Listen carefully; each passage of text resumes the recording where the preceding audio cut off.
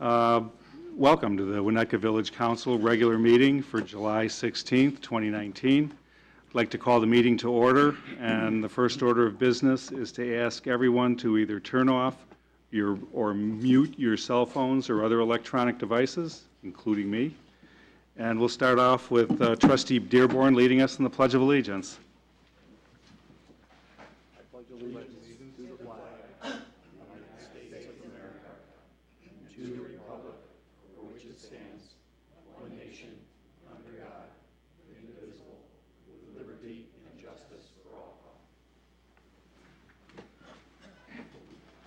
Thank you. Rob, you want to go ahead and do a quorum check? Certainly. August 6th, regular meeting. Penny, I had you as possibly out for that meeting? You were, okay. And then August 20th? I'm likely out. And Bob? So that's two, and you're out? Okay, the August 20th meeting will then most likely be terminated. Canceled. Okay. After tonight, I just might want to terminate it. All right, and September 3rd. September 3rd, everyone's calendar's like, okay, thank you. Okay, public comment. This is the time of the evening where anybody who wishes to address the village council on any item that is not on the agenda, come on up to the microphone and share your thoughts with us. Would anybody like to address the council this evening on anything that is not on the agenda? Ted? Yes, Welcome. sir. Hi, Ted Winchenko.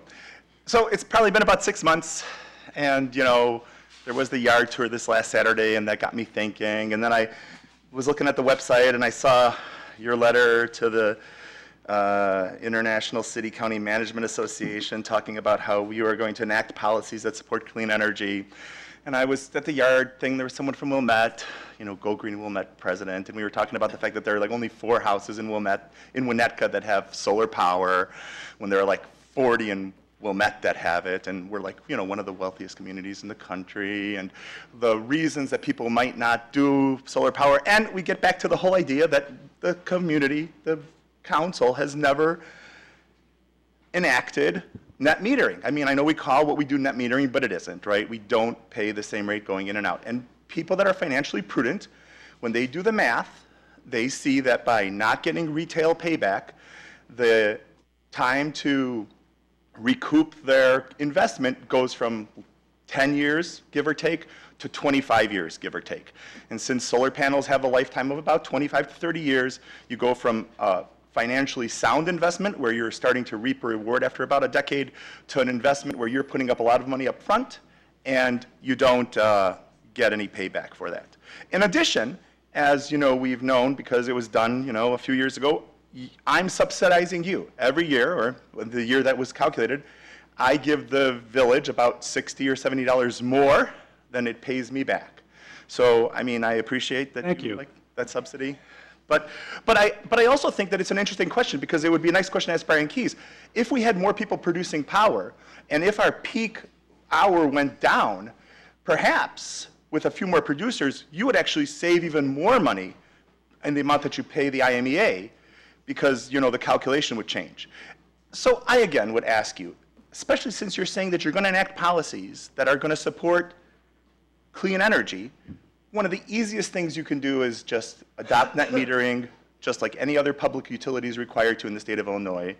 And I think that will push a lot of people that are financially astute over the edge. And, you know, it's a good thing. You know, right now, that last climate report is pretty shocking.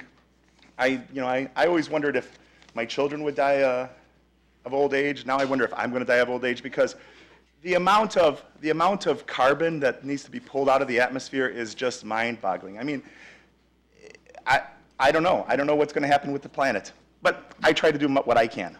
Thank you. Thanks, Ted. And as I mentioned to you, I think it was more like 3 months ago, but we won't debate that. That I did promise you that we would get on a study session. I've spoken to Brian Keyes about it. Our agenda has been pretty jam-packed lately, and when we have an opening, maybe sometime in the fall, we'll get it on there and have a discussion on it. So thanks for reminding us, though. Would anybody else like to address council? Seeing none, I'll close. Oops. This is not on any item on the agenda, right, Brian? Oh, I'm sorry. Never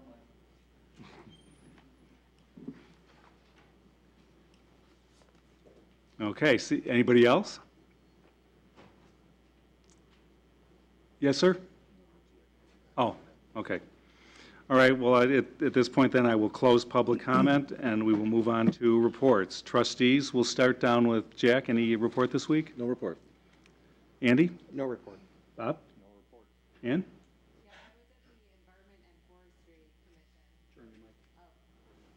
I was at the Environment and Forestry Commission meeting, and, you know, we had a good talk about how their GC, whatever that is, too, their global environmental study, it's going to be funneled into the master plan planning process, and I think all of that is really good. The other thing that we talked about, and one thing that I brought back up to council already, was the idea that we could include some charging stations for electric cars in the downtown sidewalk remodel that we're doing and renovation. So I passed that along to you guys. I just wanted them to know that I'd pass that along to you, and you're looking at that and seeing how we can make that work. And Right. so I'm sure they'll appreciate it, and it was definitely a high priority. It was like, oh, how come we didn't put that in the sidewalk plan? You know, gee, would have lost, but not so much. So it was a good meeting, and, you know, there's obviously a lot to talk about with the environment, but it was a productive meeting. Thanks, Ann. Penny, any report? Yeah, a couple. One is we're continuing to have council representatives at the farmers market, so hopefully we'll be able to man every Saturday until the rest of the season. So stop by, give us your 2 cents worth. We want to hear what you have to say and any questions. Also, Ann and I met with Coldwell Banker and Cindy Plant to continue the conversation about the pop-up concept. And, you know, I just think we're incredibly fortunate to work with Coldwell Banker to experiment with this concept. And it's a really great space for any entity that's interested in testing the waters in Winnetka, or is interested in a week to a month and or more in having a small space that is available for retail type use. Also, for the months that just don't seem to go anywhere, like over Christmas, that perhaps we can work with the high school and display student artwork or something like that, because what we're interested in is first of all would be retail, but secondly things that just drive foot traffic. And so if we can't get retailers in there, then what else can we do that would support activity in the retail district? So anyway, they've been very cooperative, and they have an intern in a business undergrad student who's helping them develop business plans. So I think it's a really great opportunity for us to figure out what to do. So that's good. And that's it. Thank you. Thanks, Penny. Village Attorney, I know you got a lot of work tonight. Do you have anything else you want to report on? Nothing else. Village Manager? No report. And Village President. One thing that I neglected to mention when we last met is I was able to get together with Kathy Albrecht, the president of the New Trier Board 203, a couple weeks ago at your direction, and had the formal signing of the intergovernmental agreement relative to our use of Duke Childs Field as a stormwater storage facility. So that was a nice affair, and we stood out there. We actually did it on site, which was kind of nice, and they're really excited about the opportunity to share with us and hopefully make their fields a better place for the people they serve as well. So it's always nice to do those feel-good things every once in a while. Okay, approval of the agenda. First off, tonight, ordinance number M8 2019 and M9 2019, the local landmark designations are removed from the agenda, and they will be deferred for discussion at a future council meeting. Number two, I'd like to make a suggestion requesting that we move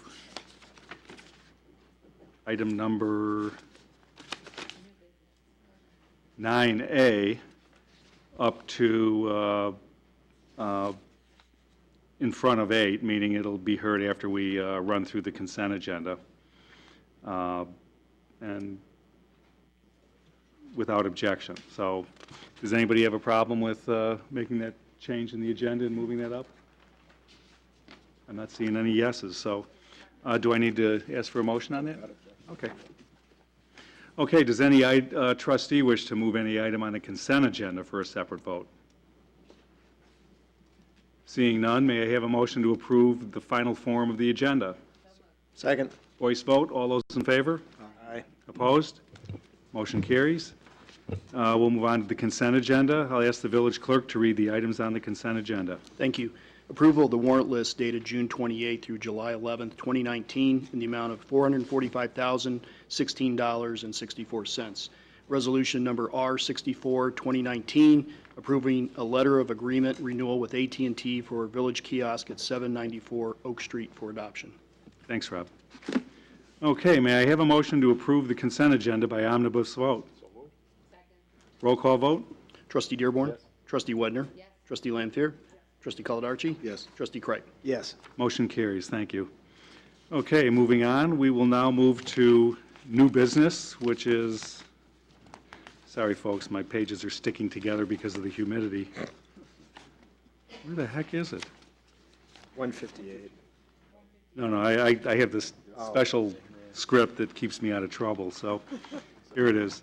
Item 9A, 688 and 694 Green Bay Road, Willow Trace Residences. This is a plan development concept plan review. The contract purchaser of the subject properties has submitted a plan development concept plan application in connection with the plan development of the parcel. This will be the first time the village considers a plan development under the new regulations adopted in April. A concept review is the first step in the new plan development application process. And I'd like to add that, just to keep us on track, you know, the whole idea of this, at least conceptually, is that we're, and we actually went through this earlier on informally, but that, you know, we're to review the project on kind of a 50,000-foot sort of level from a conceptual standpoint. You know, we're not going to drill down into all the various zoning issues and other issues. The whole idea behind the concept review is just that, to review the concept. Do we feel good about it? Do we not feel good about it? Is there something that strikes us as unusual or non-Winnetka about it? And that's sort of the input that we're looking for. With respect to any deviations, you know, the quantitative aspects of this, you know, we're hoping that if this does move forward, that the new plan development commission will vet those issues and then bring that back with recommendations on the variations and the other things that they discovered during their deliberations. So with that said, I'll go ahead and turn it over to David to provide an overview. Good evening, and yes, I just to follow up with that, for members of the public so that they are clear that any member of the council may make any comments or suggestions regarding the concept plan this evening. However, no final or binding action is taking place this evening, and nothing said or done during this review will be deemed to create any rights to the applicant or to obligate the village council to approve or deny a preliminary plan once that formal application is submitted. So the property in question is zoned B1 multifamily residential. The zoning is generally consistent with a comprehensive plan. The B1 does allow for multifamily structures as proposed by the applicant. The property is located on Green Bay Road between Pine Street and Westmore. One of the parcels is currently vacant land, previously had a single-family home on it. The other has a vacant single-family home on it. In total, the two parcels are a little over 15,000 square feet, or about a third of an acre.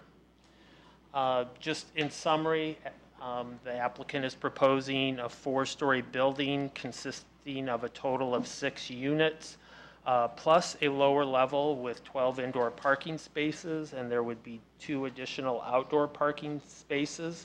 I'm going to let the applicant go into more detail about the project. And then I would just note that there would need to be zoning and subdivision relief. One, it's required to receive plan development approval because it's over 10,000 square feet. They'll need to do a plat of consolidation to combine the two plats, or the two parcels into one lot. And based upon our initial review, there appears that there will need to be some exceptions considered. Again, this is a preliminary review. We would need more information to confirm those numbers that we have in the report.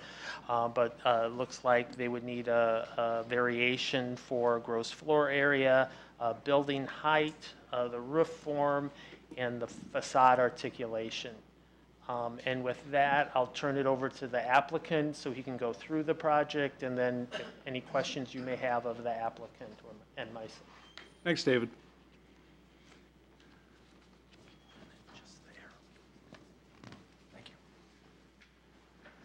Mr. Mayor, members of the Village Council, you may recall I was before this body about a year ago, actually. It was a lot better weather then, but we were here. For the record, my name is Rick Swanson. I'm managing member of Swanson Development LLC. We're located in Lake Forest. I'd like to just kind of run through a brief presentation and then respond to any questions you may or may not have. Project overview, David actually touched on a lot of this, so if it sounds redundant, it's part of my PowerPoint presentation, so now you'll really remember it. We are demolishing two existing vacated structures located in construction of a single replacement structure. One of the structures has been removed already, as David referred to. It's our intent to consolidate the two lots as one. The subject property is zoned B1.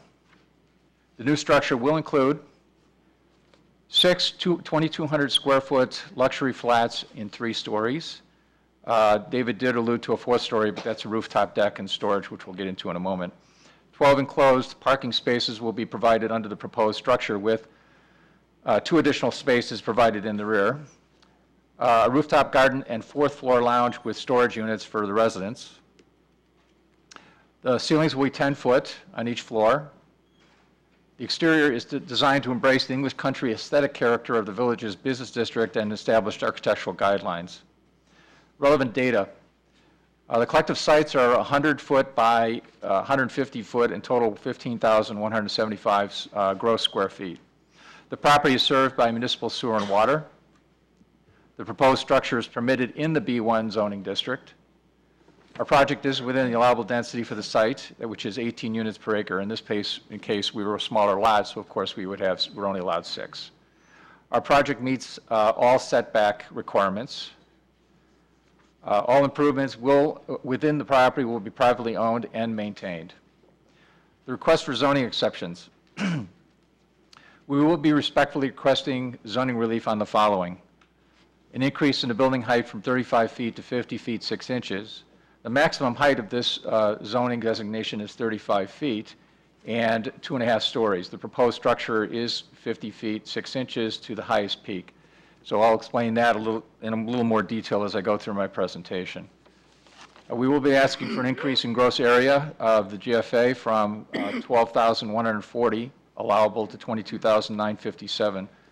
The current zoning allows a maximum gross floor area of 12,140, and the proposed structure as designed will be the 22,000. That's a little redundant. That's what happens when you do your editing on a plane coming back from Arizona. So I apologize. A note, however, that in that 22,957 square feet, 5,176 of that is under the building. We can fix that. We will work with staff on that, but that'll be a function of how the process evolves. But I did want to make that point. Consideration of the relative appropriateness of the flat roof elements in the proposed design. Sounds like might be a good place to put some solar panels, though.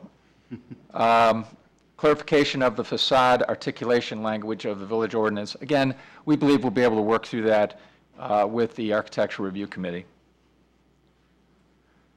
Location. Subject property is Zone B1 and is bordered by B1 zoning to the north, B2 zoning to the south, and R3 zoning to the west. One structure has been removed and the other will be demolished when construction begins. The two existing parcels will be consolidated as one property. This is the site plan. As I pointed out, we're proposing a single building on two lots. You can see they're equal in size, running north and south. The driveway will have one driveway access from Green Bay Road as opposed to the current two, and the access will be in the rear of the building as opposed to the front. This is the floor plan, although I just wanted to show you that there is a floor plan. I don't think you need to go through that right now. I do think it's important to point out the rooftop deck element. We do have access to a rooftop deck. That's a very popular thing. Someone spoke earlier about solar panels. One of the popular things is to do green roofs. You're seeing a lot of that.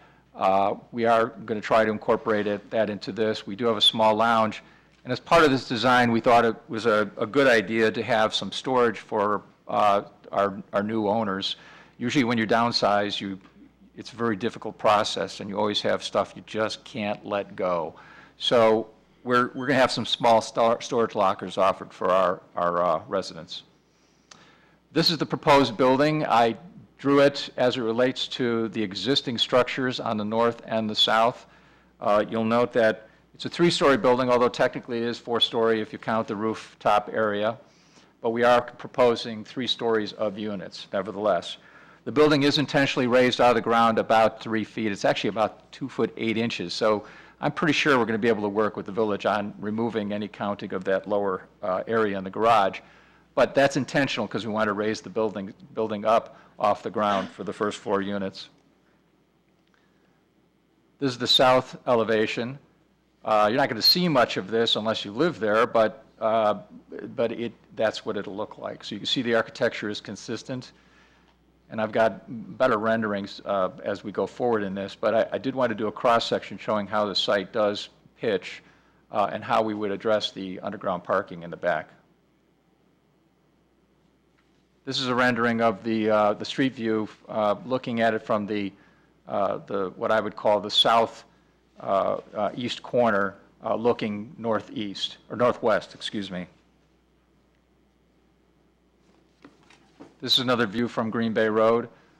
Materials we propose to use are reddish brick, again, the English country style face brick with limestone, black simulated divided light windows, wrought iron rails, and slate roof.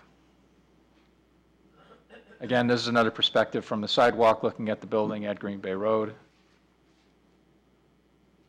This is the view of looking at the entrance on the south side of the building from the driveway. This is the view of the rooftop deck. This is essentially what it'll look like. I intentionally did it at night because that's when I would be up there. And then this is a bird's eye view, so you can see how the building would relate to existing structures. You can see it fits in there very well. And ladies and gentlemen, that's my presentation. I look forward to any questions or comments you may have for me. Sure, thanks a lot, Rick. Thank you. Let's start out with questions. Council have any questions or? Yeah, thank you for these detailed drawings. It's really helpful to see how you're thinking about it and the relationship. I think when we talked initially, one of my concerns is when we work with this is how does it relate to the residential homes right behind it? And so do you have a, I was curious in terms of the rear of the building, which would be the west facade, what does that look like? And, you know, how does the height there relate to what's behind it? The second question I have is relative to the height, the 50'6" is the height of the That's the peak, the very peak of the gable. tower. So then what is the height of the building as you see it from any of the because I think it's the same height all the way around, right? Well, I hope I'm answering your second question. The height is 39 feet 4 inches to what I call the flat parapet roof, which Okay. is the flat element. Okay, so that's Rick, can you basically- back up the, You sure can, yes. so we can have a graphic on that? Actually, I'll go back to the actual exhibit that has the numbers that you probably can't read. Yeah, right there. So the, Well, yeah, here. Sorry. So that, the flat part, that's basically just shy of 40 feet, right? The part that you're going to see in this, and the reason I did the renderings is so you can actually see what you will actually be seeing from the Right. street, or at least have a perspective. The flat parapet, that flat area above the bay window, that's 39 feet 4 inches Okay, above the 0 point, which is the first floor. The what I'll call the roof elements, the tower elements on the corners, that peak is 45 feet 2 inches. Now, to put this in perspective, the building to the south that you see, the box building to the south, is, wait a second, is 36 feet 8 inches, just to put that in perspective. So the parapet that I just described is about a little under 3 feet higher, if you want a point of reference.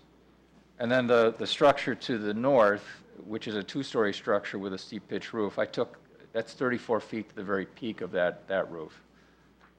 Now, to answer your first question, we will do an exhibit that shows a cross-section as to how the house to the west relates to us.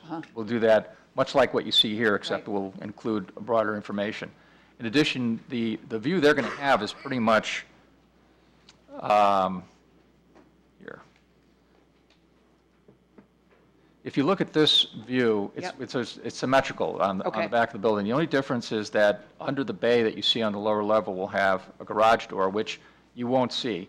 And the reason the exhibit I described earlier would be very helpful is you'll actually be able to see that there's a reality to what you see in the backyard. So if you have a 6-foot fence and you have a 2-story house, which we'll establish, I want to be respectful of reality in terms of what's there, we'll be able to show this board and the homeowner exactly what they are going to see. Okay. So, but what you see right there is pretty much what they would see. Got it. It's just that you wouldn't see the lower portion of the building, you'd see the upper 2 floors and above that. right, okay. And then, can you go back to the former, the slide you just had, the one with the measurement? Yeah, there we go. And then the 4th floor, the storage, that's what's in the back? Yes, it's easier to actually see in this next, you can see, I don't have well, actually, maybe I do. Is there a pointer here, David, somewhere? No, and then just use, if you can use This little thingy? Yeah, okay, got it, all right. So- You asked me about the peak right here. Yeah. Well, that's the point that's 50 foot 6 inches right there. Okay. But behind there, Yep. that flat roof area is the storage area, but it's set back from the facade. So Right. again, that's intentional. Right. From the street, you won't be able to see it. It's much Right. like what we do when we put fencing around air conditioning units and so forth. It'll be the same principle Right, that's applied. right. So the mass is to the center, so Right. it's less visible. And just out of curiosity, what's the height on that one? Do you know? That's a good question, and it is, and I have the answer, 47 feet. Great, okay, thank you very much. We can just work our way down the line. Ann, you have any questions? No.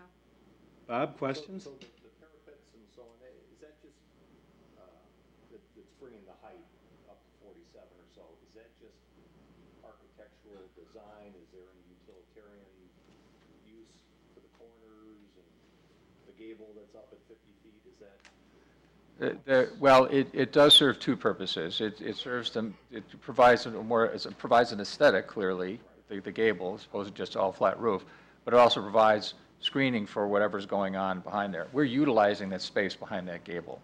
We're not wasting any space in this building. So, Utilizing it for what? well, here on the, I can't remember if it was backwards or forwards, but this element, you can see on this is a roof plan. The gable is right about here, that peak is right about where this arrow is, and the same thing happens at the other end, so it's symmetrical. And then those 4 tower elements, as I call them, are here, here, and here. And then the element that you're described, or that you're asking about, is this storage area. That's the 47-foot element. And then this is a rooftop garden area. It's got a little fire pit and some plantings and a little bar area. And then this is just a small, just a little gathering lounge here right off the elevator as you, an ante room, if you will, as you're going from one space to the other. So to answer your question, and I hope I'm answering your question, that gable element is here. So it's burying this restroom and the stair tower that's here, and the same is going on here. So the only element that really, that is really the 47 feet is this element. But as you can see, hate when that happens. You can see that the parapet is located here, here, here, and here. So the only way you could see those elements is if you were on a second or third story of an adjacent house, which is why we're sensitive to that with our adjacent property. We want to make sure that it's not, if we don't want to see it any more than they want to see it, so. So from Green Bay Road, what you're saying is you're going to see 39 feet. Well, I'm going to say you're going to see 39 feet, 4 inches from Green Bay Road, but you're going to see 45 feet, 2 inches to the peak of those 4 corner elements in the front. I don't want to mislead you into thinking, but those are 2 design elements for the, But you'll only see the corners, that's correct. Green Bay Road side. That's correct. The middle will be 39 feet. Right. That's why I did these. This is what you'll Yeah. see. So the mass of the building will be at the lower level, not 50 feet? Yes, that's all I'm trying to do is find a creative way to utilize that roof space. Yeah. But I'm not foolish enough to think that I'm going to put another 2 buildings, 2 units in there, and it's going to pass the smell test. I just wanted to I want to have a creative use of that gable element. And I mean, if there's one thing that we could, if we had to give it up, it'd be the storage element, because the rest of it you wouldn't see anyway. Because as you pointed out, that sort of protrudes a little bit, but not enough for it to be seen. But we recognize the burden's on us to prove that. So we'll work through that as part of the design process. John? Great presentations, from what we see so far. One thing I'd like to make sure you encourage you to keep that rooftop deck on the Green Bay Road side, so it doesn't face any neighbors on the west. Right, yeah. What is your plan for stormwater? It's a good question. We're working with our civil engineer. We'll probably bury it in a pipe on the site. It's a fairly common way of doing it. Again, we'll work that out with our engineers, but we're confident we'll be able to make it work. And then, considering you have on circulation, how do you, obviously the underground parking is for the residents. That's correct. So how do you encourage visitors not to really pull back there and get caught up in doing 3-point turns and stuff, or is that just part of the problem it's going to be? Well, it works. It doesn't block the door, which is important, and anyone going in and out they're either going to go in or out front, forward, so from the garage if you're a resident. So those who park there will have room there's enough depth there for them to park adequately without protruding or creating a problem. Now, if they have to do a 3-point turn, they just have to go down the ramp and then back out. So it does work. And if parking requirements for this development, there's a variance request for that, or Not that I'm aware of, needed as no. far as you know? No. No variance? Okay, great. That's all I had. Thank you. Andy, any questions? Great presentation. The trash enclosure in the back, that's sort of a similar question to what John was asking. Is it possible for a truck to get back there and turn around without doing anything crazy, or? We're working on it, from making sure of that. I know in Lake Forest, they have these little carts that go around and pick up in tough-to-get-to areas, which is frankly everywhere. But it works very well. So the other option is to roll the dumpster out to the truck. I'm going to talk to Waste Management about how to approach that, but it's not this is not the most unusual circumstance, as I'm sure you can imagine. But it's one we're sensitive to. The key here was to make sure we didn't put it on the front of the building. Yeah. Rob, would this be considered commercial or not commercial? It is, for garbage purposes? At this point, it'll be residential, Okay, be a multifamily unit, so it'd still be within our plan. okay. We have the little carts too. I'm sorry? We have the little carts too. Oh, good. Ours are faster than Lake Yeah, Forest. I'm sure they are. And I'm They're sure newer, nicer. too. Way better. Thank you. I'll be sure to tell my friends on Lake Forest you said that. They got to up their game. Jack, you have any questions? No. Okay. What I'd like to do is open it up for any audience comment, and then we'll bring it back up here for comments, suggestions, and just overall discussion. Would anybody from the audience like to address this issue? If you're interested, you can come on up and share your thoughts with us.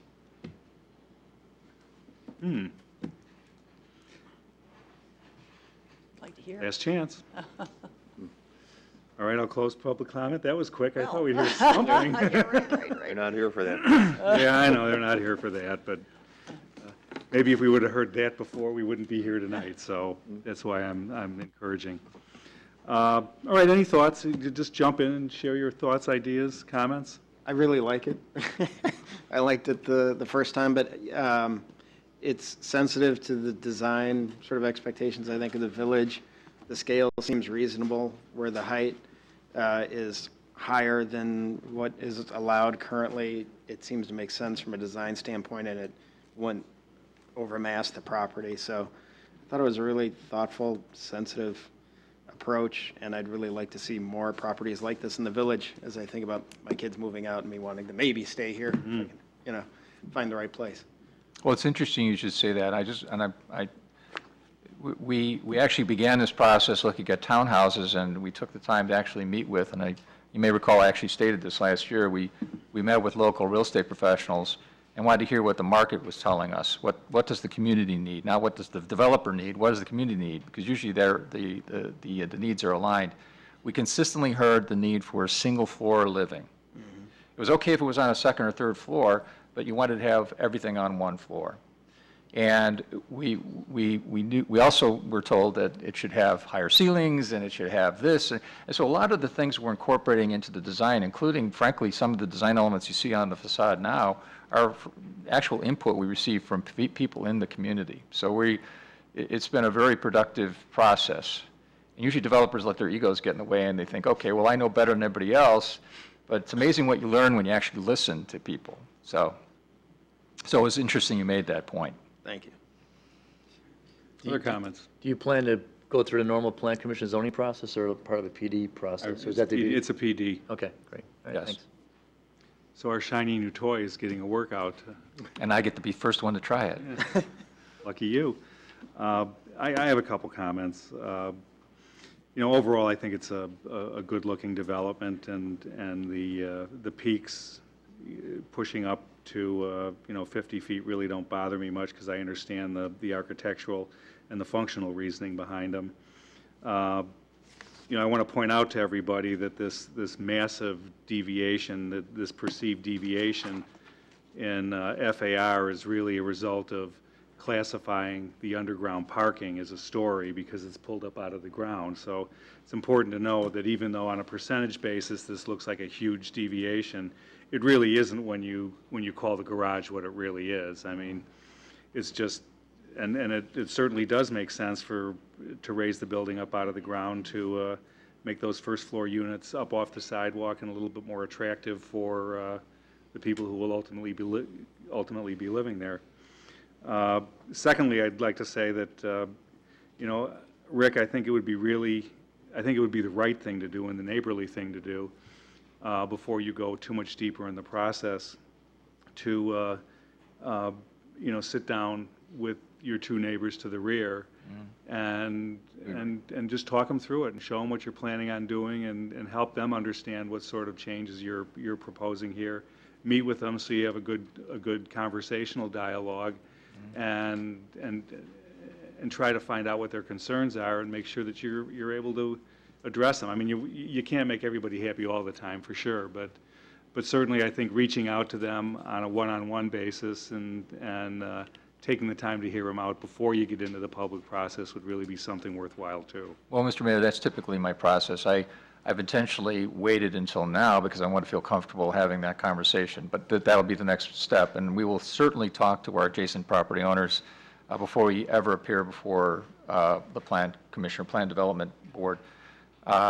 We've had a couple of neighbors that have already asked some questions, and we want to make sure we got through this part of the process, and we were on the same page in terms of what we were asking for and so forth. Without question, we always contact, even when it's ugly, we contact the adjacent property owners, because it's better to at least have some dialogue than none at all. So I appreciate your sentiment, and we'll certainly respect that and reach out to them. Great, thanks. Any comments from over here? Suggestions? No, I think I think you've hit on the demand in this town, and, which is encouraging. I think the issue is simply, how does it fit with the neighbors and all this? Right. But if you're on top of that one, I think it's definitely something worth moving forward with. Thank you. Ann, Penny, any thoughts? Not a lot to add until it comes back in 2 months. I think in general, it looks, I like the way it fits in. To me, again, the issue is just how it relates, and potentially it's hard to know just from the initial presentation relative to the height issue, and so we're going to have to just work through that. And I understand the demand for 10-foot ceilings, but we may need to work on that a little bit to make it fit within what's acceptable and what works in that zoning district. So in general, I think it's a great plan, and I hope we can work with you to make it work out. Thank you. Great. Well, Rick, thanks for coming in tonight. We really you, Mr. Mayor. appreciate it. I mean, we're new at this too, so hopefully we'll learn a little bit from this conversation, and look forward to seeing you back here in a few months after you've gone through the rest of the rigor that's in front of you with our advisory boards. I'm a masochist at heart, but the staff has been great so far, so I can't say enough about the experience. Great. Thank you all, ladies and gentlemen. Appreciate you putting me ahead, and have a great evening. Great. Thank you. Thank you, Rick. We'll see you later. All you folks out there had a chance to weigh in on this, and nobody said bupkis, so. Now you're out of here.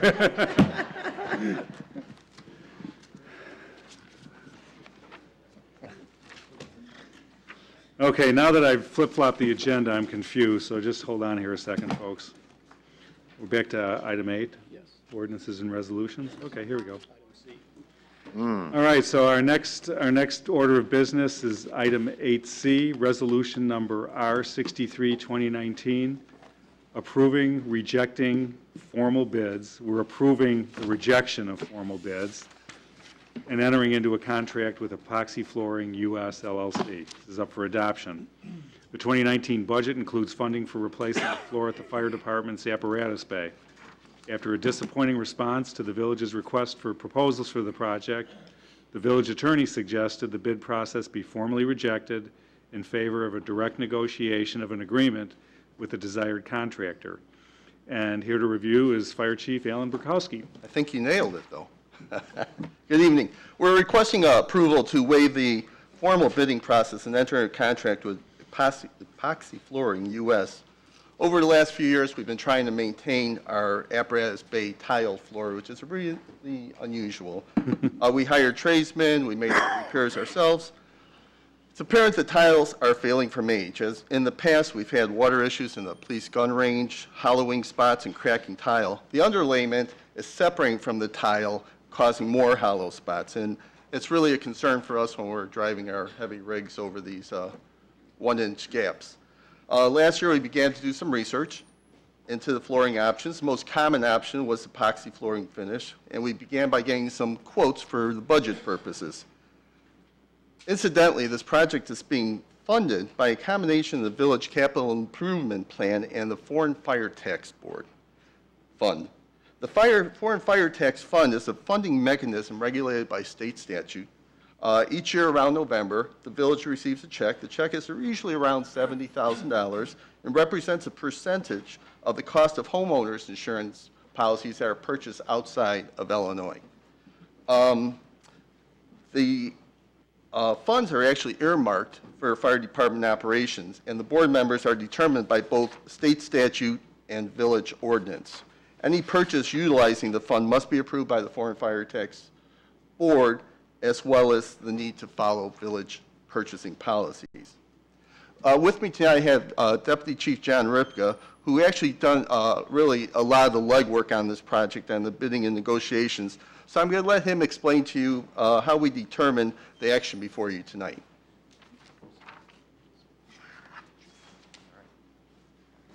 Village Council, thank you for this time. So hopefully I can clarify sort of how we got to the position we are tonight. So like Chief Rakowski said, we started working on our project last year. The project started, we looked at other fire departments, sort of reviewed some of our different flooring options, came up with the epoxy flooring as the best option for us. So we started by getting quotes for different epoxy floor finishes. And those quotes came back, so we, for budget purposes for the following budget year, and those estimates came back in around $35,000, which was in line to what we were expecting from what we had discussed with our neighboring fire departments. During the budget process, like Chief Rakowski mentioned, we budgeted $25,000 for capital and also had $25,000 approved from the Foreign Fire Tax Fund. We put the bid package together, we sent that out. Unfortunately, we only had one bidder that responded to the bid process, and they were significantly over our budgeted amount. So at that point, we kind of went back to the original companies that we got in the quotes from to determine, why they didn't bid themselves. Some of the two companies that we talked to, their responses were, the one company, the project was just too small for them. They're used to bigger projects, and they didn't want to go through all the bid process and bid documents for that size of a project. And the other company didn't want to work with the prevailing wage requirements of the village. So at that point, we were kind of at a stall, so we reached out to Holland and Knight. We worked with Ben Schuster, and he had suggested going out, getting additional quotes, and then he would provide us with a contract if we could find a company that was more in line with our budgeted amount. We did go out. We secured 3 bids. The low bidder was $64,000, still $14,000 over our original budgeted amount. So we do have $10,000 in our building maintenance account. We also went back to the Foreign Fire Tax Board, asked for an additional $10,000, which was approved. So that gave us $70,000, which is enough to complete that project for the initial $64,000 bid. Like I mentioned, the low bidder for the project was Epoxy Flooring US. We did a significant check on the references. They all came back very positive, and they were willing to work with the contract that was provided to us from Holland and Knight. So that leads us to tonight, why we're back here again. We're asking for council to formally reject the original bid and then approve the contract with Epoxy Flooring USA for $64,000. We're happy to answer any questions if there are any about. Questions for John? John, what was the, there was a provision, I couldn't find it right here, that if the damage to the underlying floor is worse than is expected, is that on them? Is that on us? Sure. So that was one of the big considerations of the initial company when they came out, which is why their bid was so much higher. So as part of the process, we had Steve Saunders come out and take a look at the floor. He was pretty confident that when they take the tile off, there's a leveling compound they're going to put down. He was pretty confident that there was not. We opened up a few spots, and with looking at that, didn't feel there was going to be significant amount underneath that we would need additional work. Obviously, we can't say for sure until it's completely opened up to all the tiles off. But the second company said the 11 compound that they used should fill any of those 1-inch cracks that we have. I hope that answers your question. If I can add, if there are significant defects, we want to know about it, even. Well, for sure. So if we're standing before you in a month or two from now, then we had some other issues. Okay. But I'm hoping, based upon, the due diligence we did with our engineer and other people, I feel pretty confident that they'll find some defects that they will be able to correct. Good. Do you have any reason to think that there's going to be significant damage to the floor? So it's really, I'm a little embarrassed to tell you how we check for hollow spots in the floor, but they literally drag a chain. Every contractor does that, and they listen for the chain's different pitches in the floor. So we know there's hollow spots. We picked what we thought were some of the worst, and we did find some corroding concrete, but it wasn't deep or significant enough to make us real concerned that the leveling compound would not be sufficient. We also did contact the leveling compound company to make sure that the weight of our equipment, it would be able to handle the weight of the equipment under the epoxy floor, and they were very confident it would. It's a typical use. They use it in many vehicle garages with large vehicles. Is there a significant difference in weight between what the floor would have been designed for in the 60s and what you're putting on it now? Probably not in the 60s. We carried the same amount of water. I'm guessing they carried the same amount of water. I wasn't here in the 60s. I started in the 80s. So, but the ladders were heavy. They were steel, and I'm guessing it's probably pretty close. So there's not an excessive burden or load being placed on the floor now that may indicate that we should prepare? No, I think we'll be okay. I mean, I'd point out that I think we're actually pretty lucky that the floor has lasted this long. I mean, the rest of the public safety building got a major overhaul in, the 90s, so. And we did not. And we didn't do the floor, so, and it's got to be past its useful life. So frankly, I think we're probably doing pretty well if we can, rebuild it for this cost. It's really amazing the tile held up this long, and I think this point, just the wear and tear is just starting to cause fatigue. The only question I have is probably more direct towards Peter, with the legality, which I'm assuming you're already recommending to them, of rejecting the bids and really not bidding out publicly the contract that's before us. Right, the village, under its code and under its home rule authority, has the ability, one, to reject the bids. We always have the ability to reject the bids, but then to make a determination that the bidding process just doesn't fit with this project, and we needed to go out and do our own process to find a contractor that worked with what we're trying to do on our pricing. And as long as we invoke our home rule authority, as long as we reject the previous bid, and as long as it is adopted by 2/3 of the trustees, then it's authorized. And it also counts for the money that they're getting from the fund as well, the same type of rule? Correct. Okay, all right. That's it, thanks. Other questions? Okay, I'll open it up. Would anybody from the audience like to speak on this issue? Seeing no public comment, I'll close that portion, and we'll bring it back up here. Any final comments or thoughts? Okay, seeing none, may I have a motion to adopt resolution number R63, 2019? Second. Roll call vote. Trustee Wedner. Yes. Trustee Kripe. Yes. Trustee Swerk. Yes. Trustee Dearborn. Yes. Trustee Lampier. Trustee Coladarchi. Yes. Motion carries, thank you. Not yet, Peter. Oh, this one. Sorry. That was the other one. No, you're ready. Right. Yeah. I'm losing my place. Okey dokey.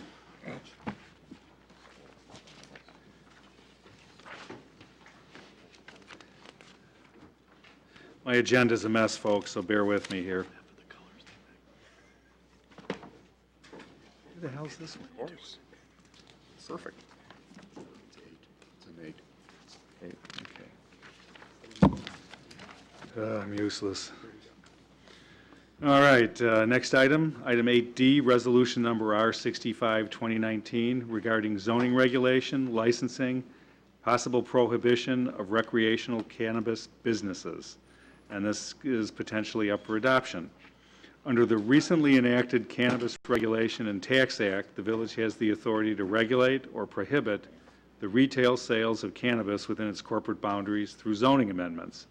To reserve this right in the interim while the zoning process takes place, the village attorney recommends adopting the subject resolution to formally initiate the cannabis regulation process. And our village attorney, Peter Friedman, is here to review that for us. Thank you, Mr. President. I am going to review what is called the Recreational Cannabis Legalization Zoning Text, Tax, and Regulations. The bill is complicated and comprehensive. It was, the state of Illinois is the 11th state to legalize recreational cannabis, but the first state to do it legislatively. All the other 10 states did it after referendum. That does have consequence. It means that our, at least theoretically, our rollout of the recreational cannabis program will be more deliberative and probably slower, and at least according to the sponsors and the supporters of the legislation, more organized and less chaotic than other states have experienced. At least that is the goal.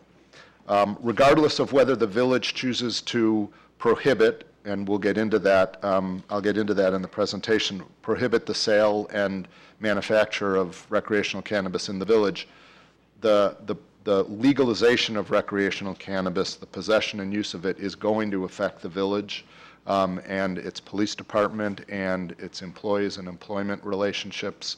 And it's a huge new industry that has been injected into the state of Illinois. And so it impacts everybody regardless of whether it takes place locally. So it is important to review the various aspects of the bill in addition to where local communities can have an impact. The General Assembly passed the bill on May 31st. The governor signed it on June 25th. The key components are it legalizes adult over 21 consumption and use of recreational cannabis. We already had medical cannabis authorized. Now we have recreational purpose cannabis. It is, as I said, supposed to be a rapid but controlled expansion of the new industry, the new types of cannabis businesses that the statute creates. Those are cultivation centers where the cannabis is grown and cultivated, as well as processors, users, transporters, et cetera, all regulated under the statute. There is state and local taxation provisions that we'll talk about. There is a mass expungement provision of minor violations under the Cannabis Control Act that is called for in the act.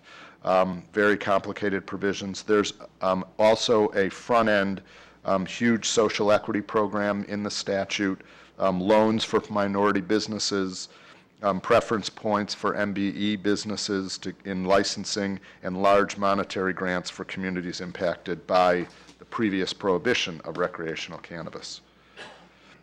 The timing of the legislation, as I said, it was signed by the governor in late June. It takes effect immediately, but that doesn't mean that the use and possession is authorized immediately. The first legal sales of cannabis cannot take place until January 1 of 2020, and there's no legal consumption until you can buy it legally. So no legal consumption until also January 1 or until you purchase it legally. There are existing 20 cultivation centers and 56 dispensaries. Dispensaries are the retail operations of cannabis. Cultivation centers, as I said, are the establishments that produce it and cultivate it, and they transport it then to the dispensaries and sell it to the dispensaries. There are 56 of those dispensaries and 20 cultivation centers. Those existing establishments that are solely right now for medical have already started to file applications. They are the ones that are authorized to have early approval to begin cultivation and sale of recreational cannabis before everybody else can. The reason for that is there is presumed to be a pent-up demand, and as of January 1, these are the facilities that would be able to satisfy and meet that demand. So they get early approval. Each of those 56 dispensaries can also get a secondary location approval from the state also earlier than new entries into the market. So theoretically, you could have 112 dispensaries statewide day one, January 1, 2020. That won't happen because it's unclear whether local zoning will allow all those secondary locations. It also probably won't happen because those dispensaries usually cost about $2 million to establish, so there's probably some financial impediment to everybody, all 56 of those doubling their operations. But needless to say, this program is going to ramp up pretty quickly. The way I'd like to go into the framework for understanding the village's options are to talk about what will be allowed, what will be prohibited, what can be taxed, and at what level our local authority extends over the new program. Two areas that I'm not going to talk about are the impact on the employer's ability to enforce drug-free and zero-tolerance workplaces. The bill doesn't prohibit those things, but of course there are a lot of new issues that are going to have to be dealt with regard to cannabis in the workplace. The second is the expungement issue that I talked about. Local municipalities have no authority over those issues, but we are working with our police departments, including yours, on how to manage that and implement it. So what will be allowed? Use and sale. Adult recreational possession and use 21 and up, but not as much as you want. Possession is up to 30 grams of flower or raw cannabis, 5 grams concentrated or 500 milligrams of infused products. Infused products, otherwise known as edibles, things other than leaf. Non-residents are only allowed half of those amounts. The licensed commercial sale of the leaf edibles and tested derivatives, as I said, the existing medical dispensaries, they can address the day one demand through early approvals. The other approvals are staggered. At the end of the day, the statute allows for up to 500. Whether we ever get there, we don't know. But if there's more than 500, it'll have to be through an amendment to the state statute. What was new at the end of the legislative session that got added was on-premise consumption of cannabis in dispensary and other establishments. Those, as I'll talk about, are subject to local control, but the on-premise consumption is in dispensaries and other licensed establishments. That is not an open door to on-premise consumption at bars or other public places.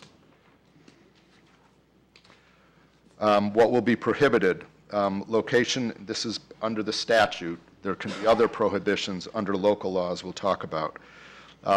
Location of dispensaries cannot be within 15 feet of another dispensary, so you don't have groupings.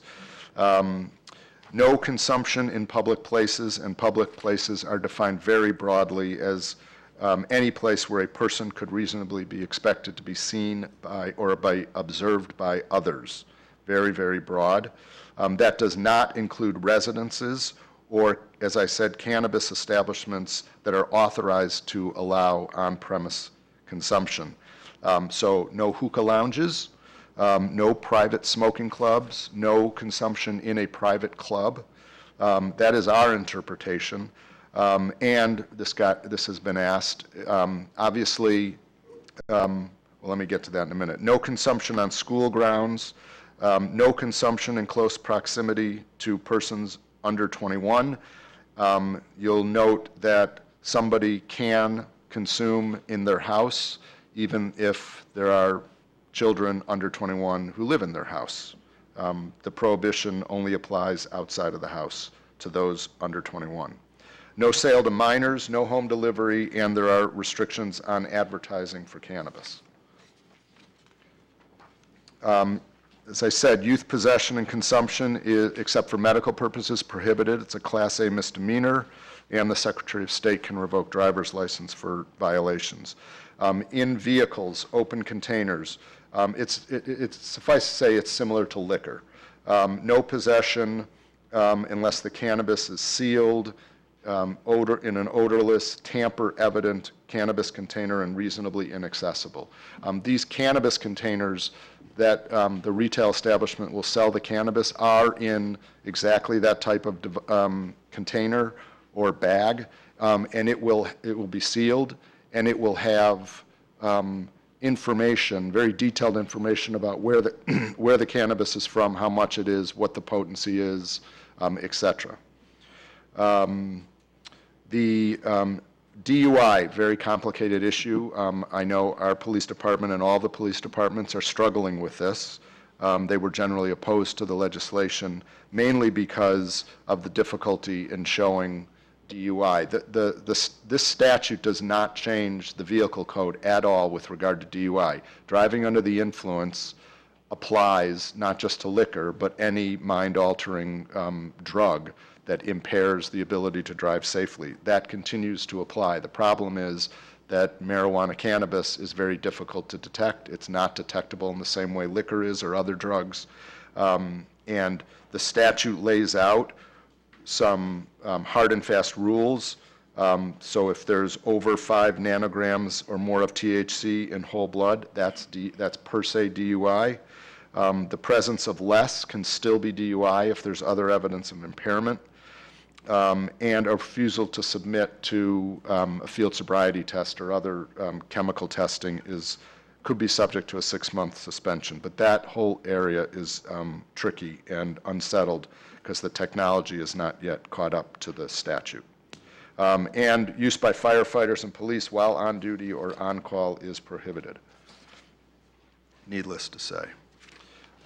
Taxation, a lot of taxation. The cultivation centers, they are subject to a 7% wholesale state tax, privilege tax. It applies to anybody, cultivators, craft growers, processors, anybody who sells to the dispensaries is subject to the wholesale 7%. The dispensaries, the retail operations have a state excise tax, 10% on raw cannabis, 20% on infused products, and 25% on raw cannabis with high levels of THC. Municipal cannabis, retailers' occupation tax. This is the local tax that municipalities, home rule or non-home rule, are authorized to impose. It can be 3% of the retail purchase price of cannabis sold within that municipality. The county also has the authority to have an occupation tax, which is basically a sales tax. In incorporated territory, they can tack on another 3%. So the sales tax just on cannabis from county and state or local could be 6%. In unincorporated territories, it could be 3.75. And all of those taxes are on top of existing state, county, and local sales taxes. So this could be 30, 40% at the end of the day. All of those taxes get sent to the state and then returned, hopefully, to the local governments if they impose them. So, the extent of local authority. First of all, the statute across the board preempts home rule. But it says that it preempts home rule. This whole cannabis regulation and legalization is a statewide matter, which are the magic words for preemption. But it says except as otherwise provided in the statute. And there are important places in the statute that specifically authorize local governments to take action.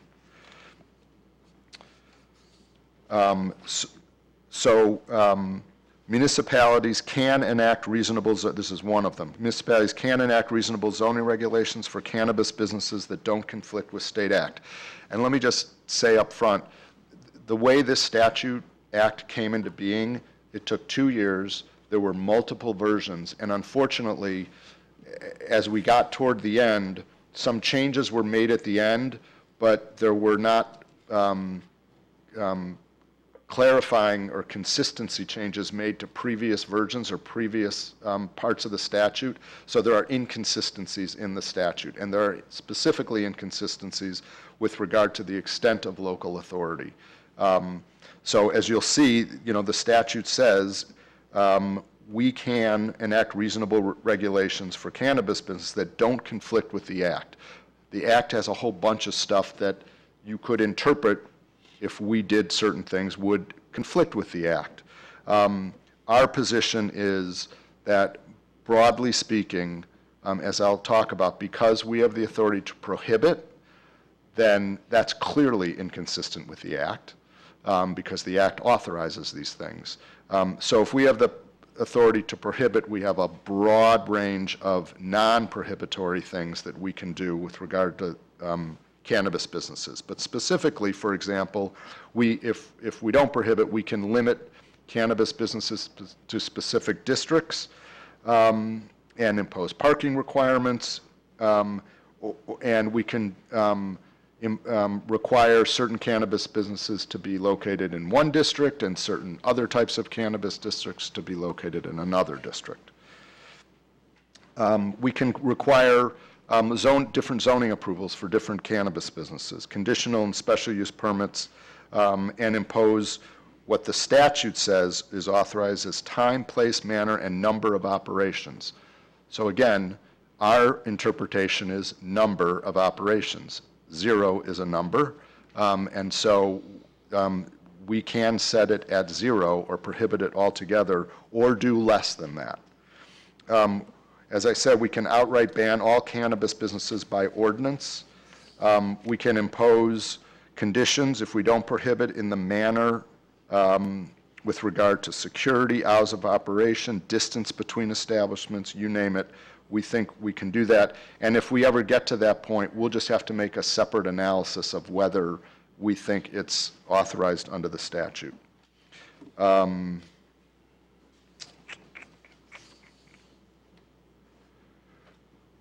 We also think we can ban certain cannabis businesses and allow others. Some communities are going to allow dispensaries and not cultivation centers, and vice versa.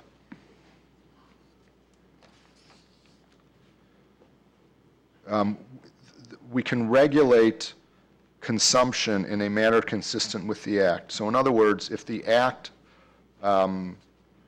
prohibits, which it does, consumption under 21 or consumption in public or all the things I said it prohibits, we can include those in our local ordinances and then prosecute them locally as part of our local adjudication process. We can also permit, and regulate private businesses that allow on-premise consumption. This is what I was talking about before. There was some confusion as the versions of the Act became the final version about whether on-premise consumption would be allowed. The statute does allow it now, but it's subject to prohibition by local governments.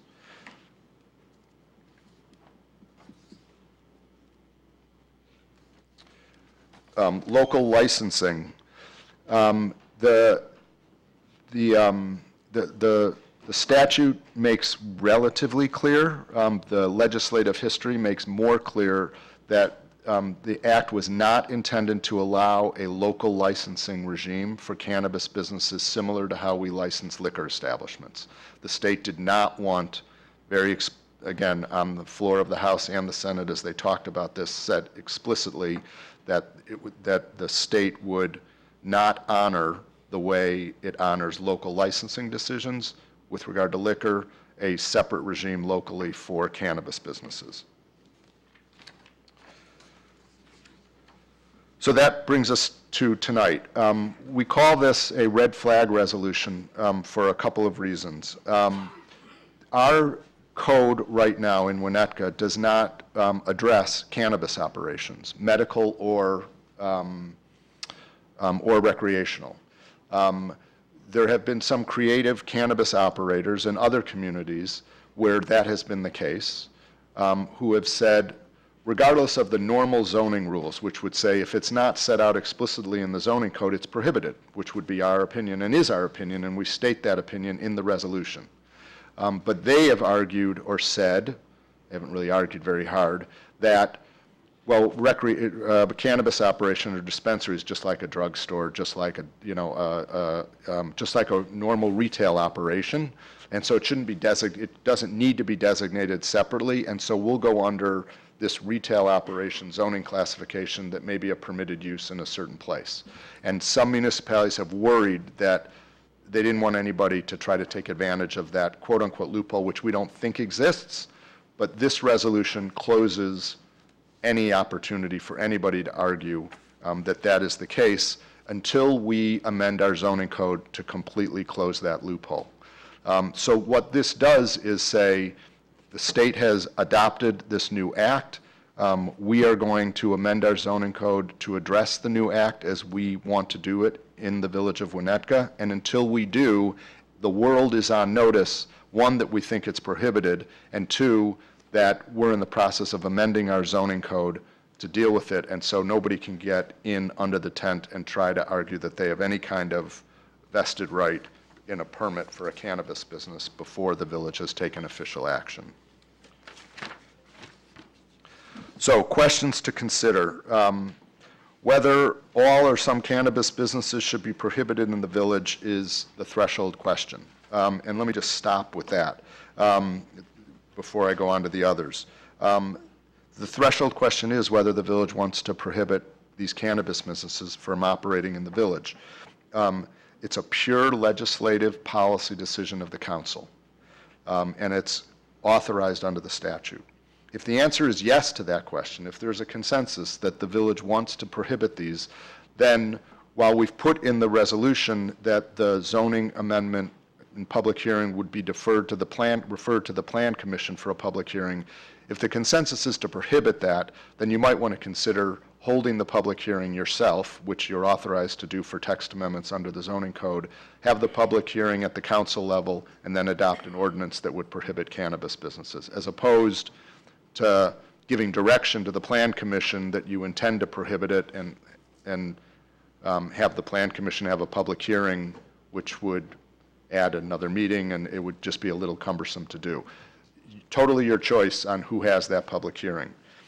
If the answer is no, if the answer is we don't want to prohibit it, then it seems more logical to have the Plan Commission have the public hearing and consider all of the other questions that I've put up on the screen about where these places should be allowed in the zoning district, what the operational restrictions should be, should we tax these establishments, all of those issues, then is a much more broad public hearing process and input than if we're just going to prohibit it. And that's the end of my presentation. I'm happy to answer any questions. Can I jump in there, Peter? I have a question. One thing you kind of glossed over, which I think affects us, is in the legislation, I believe that there is a note or a code that says that individuals, everybody, can grow their own. They can't sell it. No. So home grow is only allowed under the Act for medical. Are you sure? Because I know someone very well who's in this industry, and Don't say their name if they're growing it. I'm not going to say who it is. I can double check, but I would double check because I was told, I don't have any interest in the product, obviously, but I think it's obvious. But I was told that anybody can grow their own. So I would double check on that because that has huge ramifications for policing and other kinds of activities. Okay, that's number one. Number two, so it feels like in this presentation, your presumption is that the village is going to want to prohibit this. And I personally think that we should find out what villagers want. And I don't think that we should presume to prohibit, I don't know what people want. Honestly, I did not mean to presume. But if we. That's why I said it's a. But there's a limited number of these that are going to get licenses, and it's real tax revenue for our municipality. And so I have an interest in the tax revenue. Then I'm not sure I want to prohibit. I think those are things for the village to work out. Agree. Okay. Questions, comments? Kind of on the same page as Ann. My question would be, with the whole not being legal federally, how does it affect the money coming through the village, and how do we get rid of that money? It's coming from the tax. Granted, we're getting it from the state, but how does that work out federally? Right. As you noted, it's still a controlled substance under federal law. Other states have done exactly what our act will do by taxing it. The banks are still very hesitant to touch the part of the business that deals with the product. The banks will finance companies at another level, at a corporate level. But you're right about the federal statute. I haven't heard any implication federally from local and state taxes being imposed. So I think that's something, maybe a little more information on it. I can confirm that. What we're exposed to, I mean. I don't think, well, the answer to your question, I don't think the village would have any, village would be immune from everything, but I don't think the village would have any liability if it imposed a tax For the taxes, it's a based on federal law. 3% tax, is the new tax plus sales tax coming back to the village? Whatever existing, Yeah, sorry. It's, so there's an additional 3% for the village if we were to allow these within the borders, plus our sales tax. correct, And our sales tax is how much? correct.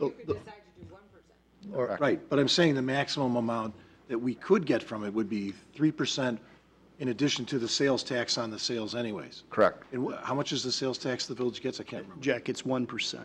So that's, Of the total sales tax imposed on a sale, 1% comes back to the village. so 4% would be what we would gross in terms of taxes possibly on these sales within our borders. And we'd have to offset that against all the expense of administering this particular program, as well as the extra expense that we would have in having one of these within the borders of the village. I mean, would that, is, so 4%, so if on a $200 sale, we get $80. Is that, I mean, does that sound, I mean, I'm not a good math guy, so I got to figure. Can we also make a rule that, like the way the city of Chicago handles certain zoning issues, where they say no dispensaries or growing places within 1,500 feet of a school, of a bus stop, you know, however they do it, where they think make the it answer so to that that is there's yes. just one little place in the city of Chicago where they can sell guns. I think it's on their southwest side somewhere. I think we have that authority under the act to have distance requirements. I don't think, I think we have that authority. Would we be able to, would we be able to limit, if somebody were going to grow their own and it was medical or whatever, would we be able to say, you can grow that indoors, not outdoors? The medical is already in the statute. I don't remember whether it's indoor or outdoor, but it's limited to, I believe, 5 plants. The reason I ask is it's one of the big complaints about these, about the farms, is that they smell horrible. And so, and then if you're having 5 plants outside, there's going to be a problem with theft and with people trying to set up ways to protect it. It just seems like a lot of trouble. All right, we don't need the fear mongering, we're trying to get some, It's not fear-mongering, it's an issue in terms of whether we want to step into this. yeah, well, that's a good, that's the issue we're trying to address tonight, obviously. I'll just share so normally I'm pretty libertarian about things. That being said, there is a massive conflict between federal and state law right now.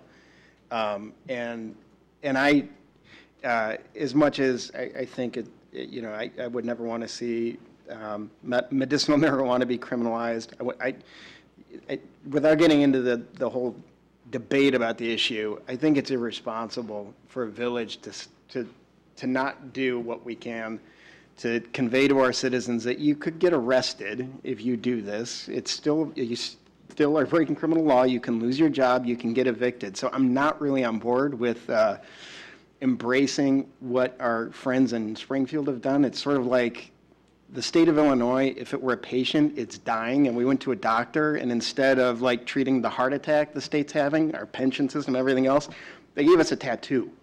It's like crazy, you know? And now we're like talking, and let's be clear about what the motivation for it is. It is about the money. And I'll tell you, so I was in meetings all day yesterday for my firm management, and you know, the number one risk management issue right now for large law firms, Peter, you probably know this as well, that all the underwriters are raising is this. It's doing business with pot. It is extremely risky. And despite what our friends in Springfield have led people to believe, they are not the supreme law of the land.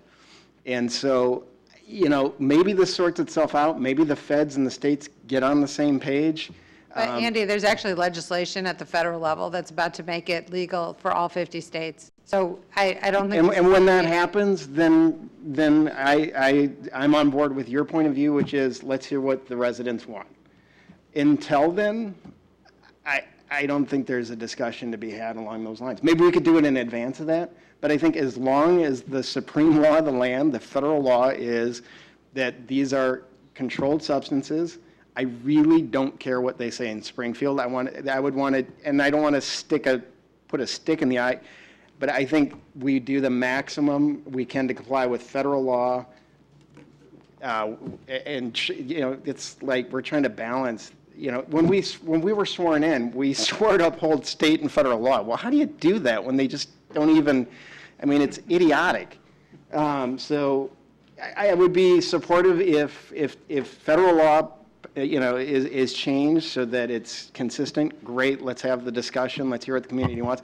But until then, I could never in good conscience say, yeah, let's have a business that could get you sent to a federal prison. I just think that's insane. But in terms of like any kind of going forward on this topic, wouldn't we want to solicit the information that our residents think about it? I don't feel comfortable. I don't know enough of what residents want on this, and that is certainly one perspective, and that would hopefully be voiced. I don't have a perspective on it, honestly. I just want to know what other people think. I don't really But I don't- either, but my perspective is, just to be clear, as long as the feds say it's not legal, I don't care. If 99% of the residents say they want it, 99% of the residents may want a lot of things that aren't legal, and I still don't care. First and foremost, I'm going to side with the law, and in descending order, it's United States and then Illinois, and so But I think there would that's be. how I would run. Peter, would there be potential legal action if we just said, oh, forget it? I guess if we just moved. I would the say body- we do the maximum we can within this crazy framework that our state has given us, because I don't want to unnecessarily pick a fight with the state of Illinois, but I don't see the reason to like embrace this fantasy that they're living in right now. Let me jump in for a second. And just out of curiosity, would the public hearing be the information source that you're looking for? Yeah, So it's just- I think we just should fundamentally- have a public hearing about it. That's all. I just want to hear and I hope people show up like they did tonight. We're I don't okay know. with that. Yeah, I'm okay that's with the what I public wanna hearing, hear. But just to be clear, if everybody shows up and says, yeah, we love it, and I'm not even saying what my view is on it, right? If everyone shows up and says they love it, I still would be saying the exact same thing, which is until federal law is changed, I wouldn't embrace anything that runs contrary to federal law. Couldn't you write your zoning regulation based on federal statute and say when there's like a switch so that it's dependent if people overwhelmingly want it? You could write your statute that says when this is legal from a federal perspective, then it would become. We won't, no, I wouldn't engage in that kind of speculative, maybe the feds will change a lot of things, but would I be interested in knowing if the community generally supports? Yeah, I think that would be interesting to inform this discussion, because I really, I don't really care what people do with their own, in their own homes. That's fine. But I think, with this conflict of law, I just think it's loony. Can Okay, let me- I ask a question? I'm I'd like sorry. to hear what Bob and Penny have to say on this, too. First of all, I just want to be sure I understand what's before us tonight. Right now, we are passing a resolution that would just clarify in the meantime until we get our act together, it's prohibited to, okay, so, and then what it is, how we're going to The next step proceed. would either be decide to send it to Plan Commission or Right. keep it here for a public hearing. Right, okay. The So- the resolution as written Yeah. does exactly what you said and directs the Plan Commission to have the public hearing. I personally, I understand that it's a zoning and land use issue, but I think that there are other components to it that's beyond the land use consideration. I definitely want to hear what Plan Commission has, what their viewpoint is, but because there is public safety and, much like a liquor, although we are not permitted to grant licenses like liquor licenses, it's much the same issue because you're dealing with intoxication. So I think that's our responsibility to consider. So I think it's more appropriate that we hold the hearing. We get input from Plan Commission from the land use standpoint, but, the decisions about taxation and the regulation about course. behavior and stuff like that. Of course, if we're going prohibition, we don't have to worry about any. Right, use. right, I mean, right. But we would be hearing that, we would be holding that hearing as well, right? I guess. Right, right. So just in terms of this resolution directing Plan Commission to hold the hearing, I would prefer that we hold the hearing, whatever it may be. Come on, Bob. I agree with Andy on this. I agree with Penny on this. that if there is a hearing, I think it should be up here. There are too many issues that bear up here. Personally, I'm not sure, well, let me back up. If any of you have been in California and you've seen the dispensaries, typically they'll have high security outside. These are not, Peter, I don't know what the regulation is in terms of what the dispensaries would look like in Illinois and security and so on.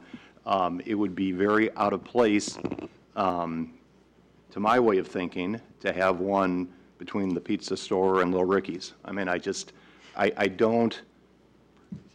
kind of look at what this community is, and I don't think there's a fit here for us to be on the front end of this initiative of the state. And so I would frankly stop it here, and I'd prohibit it. So. Great. All right, let's Add one thing, though. I think there's a lot of misconceptions, and every state is different. And by the way, California has its own laws, and their marijuana legalization program has been an abject failure, and I hope that Illinois is not at all drafted on it, and I don't think it is. I think when you do look at places like Colorado, it's very differently managed, and it's in incredibly exclusive and high-end places like Aspen, Colorado.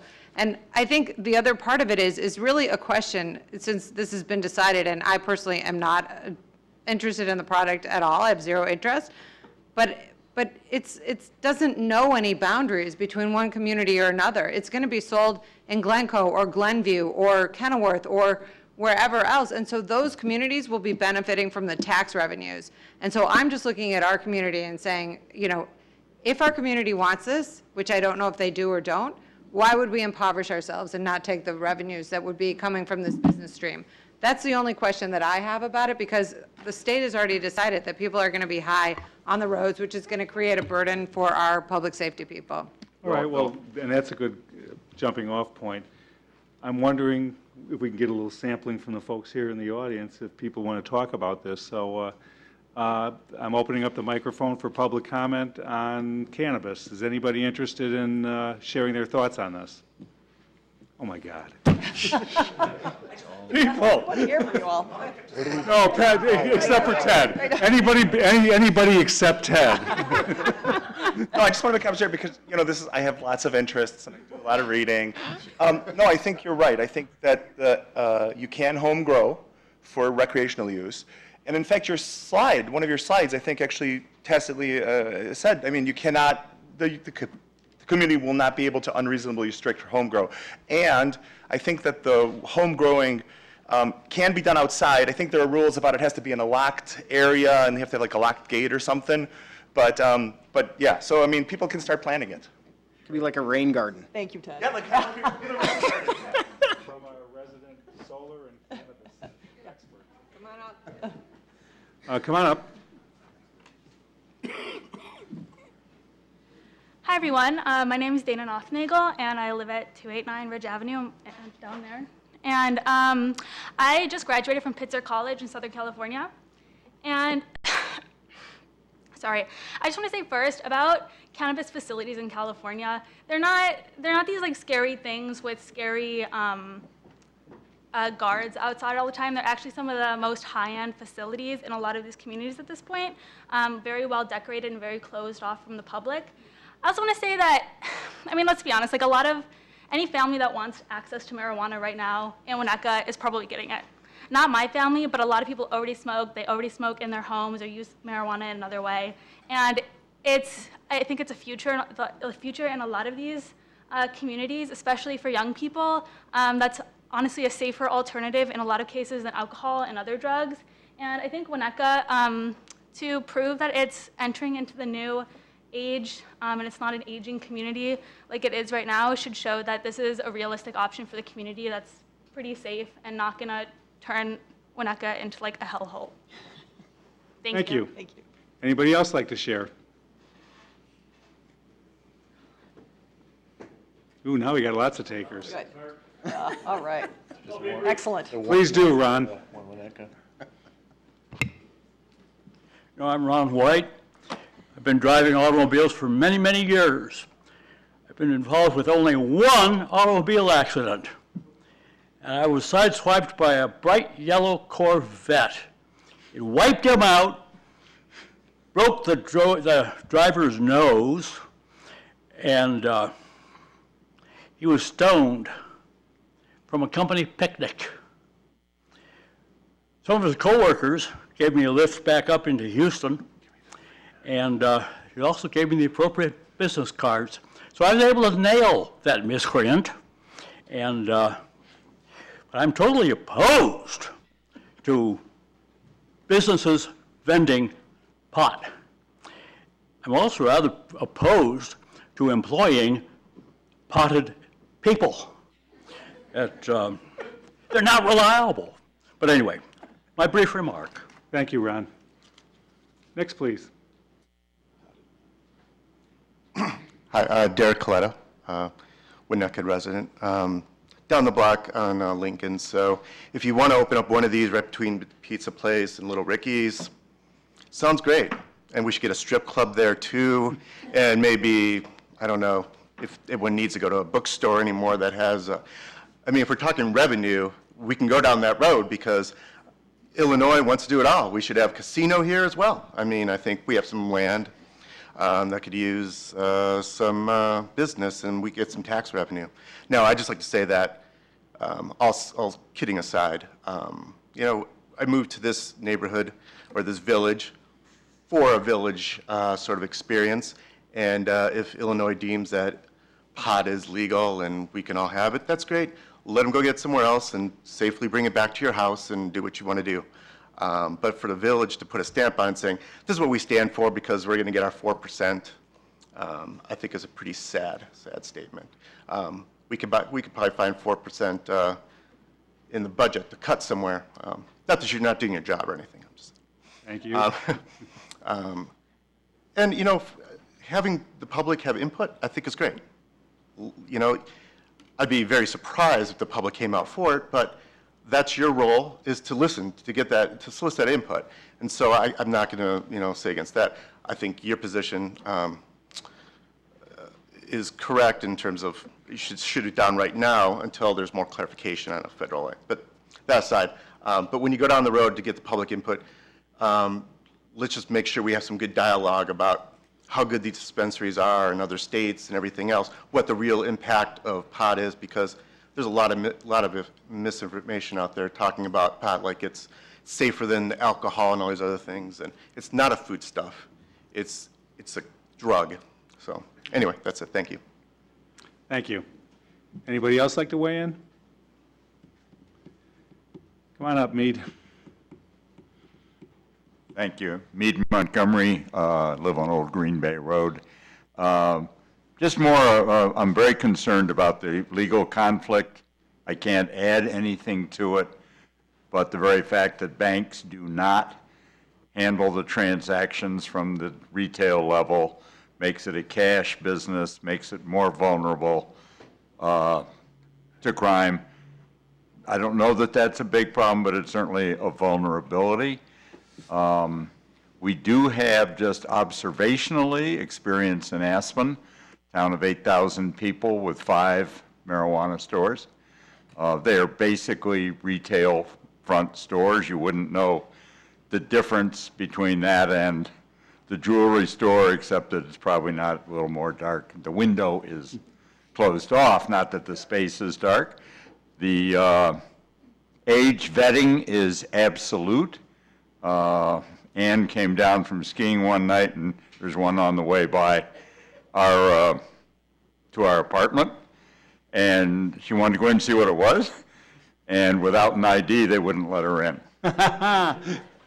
So I mean, they were very absolute on it, and there is no consumption in the presence of a dispensary.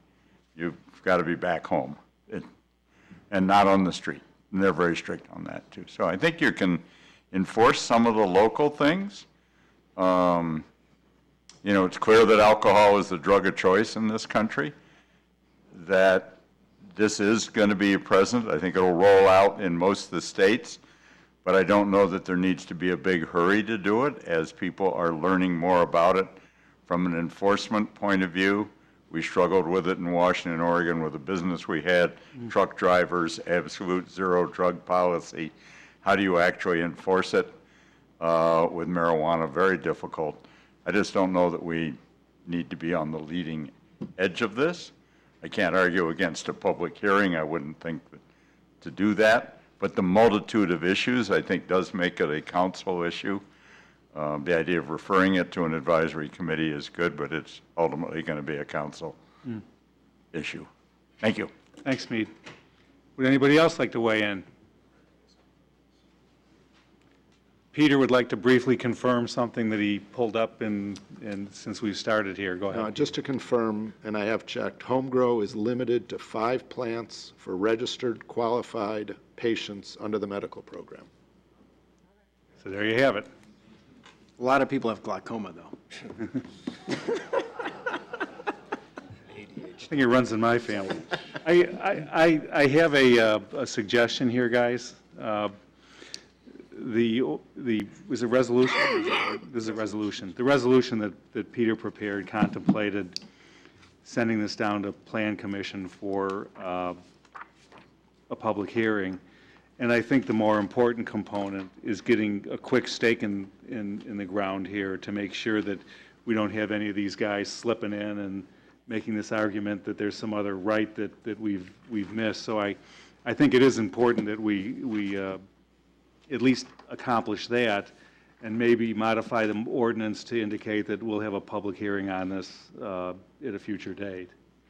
And that at least will get us where we need to be today, which is to just stop any potential influx, and then we can deal with the meatier issues when we fill the room like this and people are willing to talk about something else besides real estate development. So, does that make sense? Yep. Okay. So I'm going to go ahead. And I would suggest go to the Plan Commission, because actually then it probably gives the public 2 spots to be heard. If they can't make one of them, they're going to a Plan Commission, then it's probably going to come back to the Village Council for approval anyway. Well, the reality of it is I didn't see a lot of, does anybody want to see this go to Plan Commission other than John?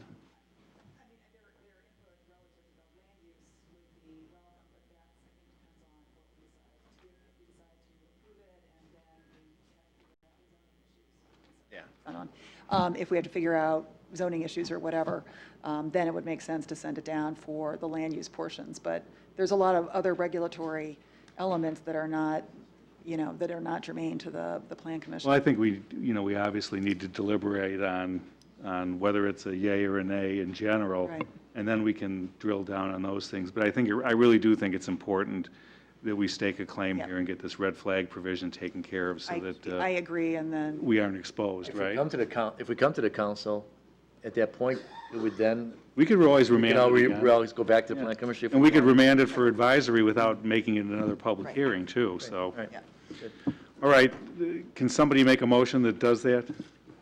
Motion to do, No, so it should be a motion, I just want to make sure I got it right. Motion to adopt Resolution R 2019 as amended to provide that the Village Council will have the public hearing rather than the Plan Commission. Right. So moved. Second.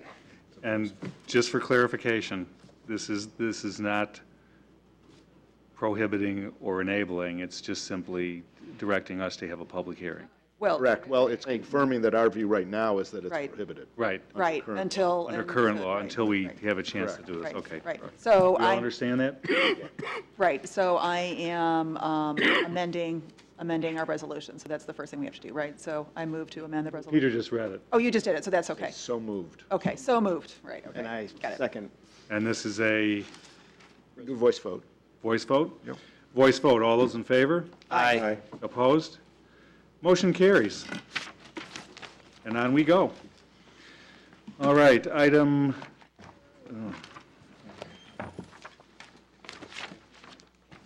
10, old business. Status of One Winnetka development and related compliance and property maintenance issues. The developer of One Winnetka development is not in compliance with the development agreement. In addition, the properties are not being maintained as provided for in the development agreement as well as in the zoning code. Tonight, council will discuss the developer's default status along with a report that finds the property dangerous to life, health, and safety of the public and decide upon next steps.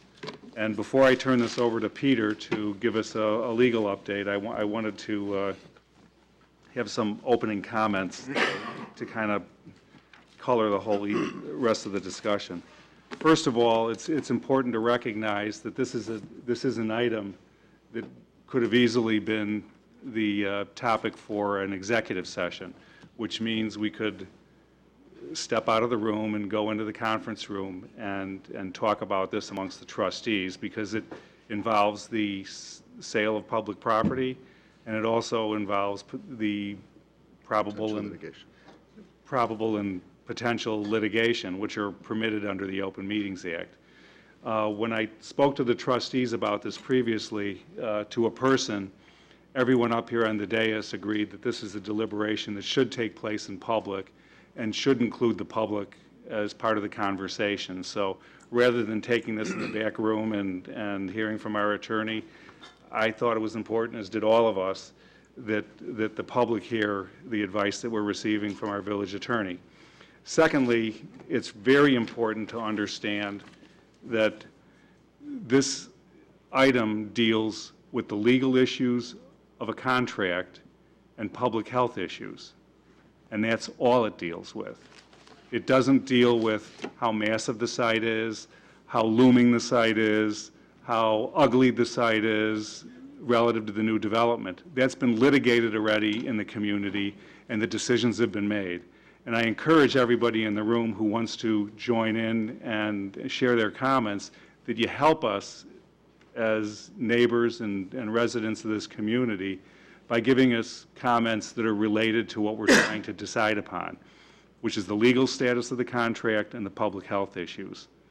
It really doesn't do us any good to hear why you don't like the project again, because we've been hearing that for the last 3 years, and we've also heard from many people why they like the project. But that's not this conversation this evening. We're not litigating. The focus is narrow, and we're hoping that when you come to the podium this evening, that you help to add to the conversation and enlighten us, rather than, just burn 3 minutes of our time before we can actually get down to deciding what we're going to do. So with that said, I'd like to turn it over to Peter, who will now give us a comprehensive report. Yeah, go ahead, Andy. So before Peter gets started, I am continuing to abstain. I don't know the current status of the project, but I'm going to step down and listen, as I have in the last few votes, because of the possible appearance of a conflict of interest due to my firm's representation of a possible investor in the project, which may not even be the case anymore. But I'm going to continue to abstain. I'm going to listen. I will listen to what everybody has to say, because I understand there's a good chance that even the appearance of the conflict may disappear. And if that happens, I certainly want to be able to be informed and participate. And in the meantime, I totally trust the gang up here completely. So no one's missing anything by me not being here. So we're missing plenty, Andy, because as many of you may know, Andy is the only member on this council tonight who was on the dais when this project first came into the public conversation. And regretfully, because of some what I think was politicking Chicago style and Springfield style, he's been forced to recuse himself. And I really think it's a disservice to this community not to have his voice in this conversation. But because of the fact that there was a lot of political maneuvering and trickery going on, we have to excuse him and let him go in the other room. So thanks, Andy. I'll stay awake, I promise. Maybe we look better on TV, who knows? What? Okay, Peter, it's up to you now. All right, thank you. So let me just review quickly where things are, and first where things started. Going back on October 16th, 2018, the Village Council adopted a number of approvals. Key among them was approving an amended and restated development agreement for the One Winnetka project, a final plan development ordinance, and a resolution approving a final plat of subdivision. There are 3 areas of concern with regard to the current status and noncompliance with certain provisions of those documents. First, in the development agreement, there is a requirement that the developer provide the village with what is called a third-party guarantee. And what the third-party guarantee was designed to provide is a third party who would step into the shoes of the developer and be required to take over for the developer and be responsible for all of the developer's obligations, responsibilities, et cetera, under all of the approval documents in the event that the developer was unable to perform. That third-party guarantor was also, in order to be a qualified third-party guarantor under the agreement, that entity had to meet certain minimal financial standards so that the village was comfortable that there was a real entity that could satisfy those obligations. Those financial standards are listed in the development agreement. Two of the key requirements are that that entity must have at least $7.5 million of working capital and at least $25 million of net worth. That third-party guarantee was required to be submitted to the village 25 business days after the October 16th adoption, which would be November 20th. That was the original due date. The developer did not meet that date. The village sent a 30-day notice letter and required that that be provided at the end of December 2018. The developer then requested the village to hold that in abeyance until the end of January 2019. And when that date came and went, the village provided the developer a letter on January 31st declaring that there was an event of default under the development agreement. An event of default is a serious matter. Under the development agreement, it provides the village with a whole host of possible remedies, and those remedies are the practical nature of those remedies depend on where in the development or when in the development the event of default exists. So, for example, if an event of default takes place when there's a half-built building in the development, then the development agreement allows the village to go to court or to take down the half-built building and grass over the site and be reimbursed for all of those expenses. That obviously is not the condition we're in right now. The development hasn't started. There have been no permits pulled on the development. So while as I said, the event of default is serious, the provision was negotiated hard when we were doing the development agreement by the developer, so especially this one. From a purely practical level, without diminishing the noncompliance at all, the risk to this particular noncompliance is mooted by the fact that the development hasn't started yet. There are no permits, as I said, and as we shall see, the zoning approvals are not yet even in effect because of what I'm about to talk about now. So that's the context of that area, that one event of default. The second area of noncompliance is with regard to the plat of subdivision. And this relates to the Connie's Connie's space, which exists in the development property currently. The developer informed us a month or two before final approval that they did not own Connie's and that they wouldn't be able to obtain title to Connie's prior to final approval. So we wrote in, again, with the developer's agreement, that there would be a deadline at the end of December of 2018, when there would be a recording deadline. The recording deadline is when the final plat of subdivision would have to be recorded.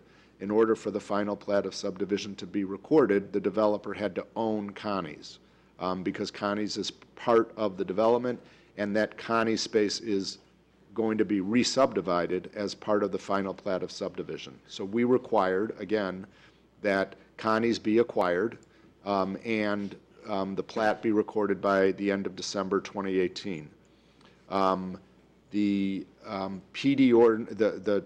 documents that set out that timing provided at the developer's request, it's in the final approvals that were approved by the council, that they would be allowed 2 90-day extensions to the recording deadline. The first to March 31st, 2019, the second to June 29th, 2019. They exercised both of those extensions, and we're obviously now beyond the last extension. So on July 2nd, we sent the developer a letter restating, one, that the event of default with regard to the third-party guarantor continued to exist, and confirming that there was non-compliance with the recording deadline. That agreement, or that letter, is attached to the materials for tonight's agenda matter. With regard to the village's rights on both of those matters, obviously, one of the rights the village has is, under the development agreement, is to terminate the development agreement. And under the plan development and zoning documents with regard to the recording deadline, it's by resolution to revoke those approvals. Because we have the authority to do those ultimate things, that means that we have the authority to condition our not doing those things on any conditions that the council may want. So in other words, the council could require X, Y, or Z to happen by a certain date, or else these documents will terminate. The village council can terminate now, but it can also impose conditions in order to maintain the effectiveness of those documents. The council has a very, very broad scope of options and authority, given that these matters of noncompliance are not in dispute by us or the developer. The third area is with regard to the maintenance of the property. Over the last 6 months, the property has deteriorated. All the buildings have deteriorated to some degree. The fire alarm systems were either not functional, mold, dead animals, lack of secured premises, a lot of combustible debris. Property became unsightly, unpaid utilities, and unpaid property taxes. I know the fire chief is here if there are additional questions about the specifics of the condition of the property, but the village pressed hard during those 6 months to try to work with the developer to get the property to stop deteriorating and to come into compliance with our property maintenance code. At one point, we were told that there was simply no money to expend on costs associated with maintaining the property. At that point, the village manager directed us to file a complaint in Cook County Circuit Court under the state statute that allows a municipality to, on an expedited basis, to seek a court order mandating that property be brought back into compliance with property maintenance codes, and if it's not, the ultimate court order can order that the buildings be demolished and the site be leveled and grassed over so that it's in proper condition. The village filed that complaint the beginning of last week. That statute provides a long notice period that we had to go through before we filed it, but we did that. We've seen, and the chief can talk more about this, that there has been some progress on the site, both internally and externally, since and slightly before we filed the complaint, up until today. So what we are seeking tonight is council direction. There is some, I will say, some frustration from a legal standpoint that we still do not have, as we sit here today, any date certain on when the property will be fully caught up on property maintenance, when the third-party guarantee will be provided, and when the closing on Connie's will actually happen, and when the plat of subdivision will actually be recorded. So given that, we're not only reporting to the public, but seeking the council's direction on going forward. Thank you, Peter. First, we'll start off with questions from council members before we get to deliberation. Does anybody have questions that they would like to pose to Peter relative to this matter? Mike? Microphone. Has there been any communication from the developer within the past couple of days? I would say nothing specific. I don't know if you want to report on any of the communications you've had, but there's been intermittent communication between the developer's lawyers and me, between Mr. Trandell and various village officials, staff, and the village president, but as I said, nothing that sets a date certain for when the areas of noncompliance will be cured. So, Peter, if the decision was made to terminate the development agreement, what is post that decision? So specifically? Yeah. So the property is entitled right now by both the development agreement and the zoning approvals. The zoning approvals include provisions that say that they're granted a plan development, but part of that plan development is also to be constructed and completed in compliance with not only the zoning approvals, but the development agreement. So I think it's an all, if we're going down that path, I think it's an all, or I think all of them would have to be revoked or terminated.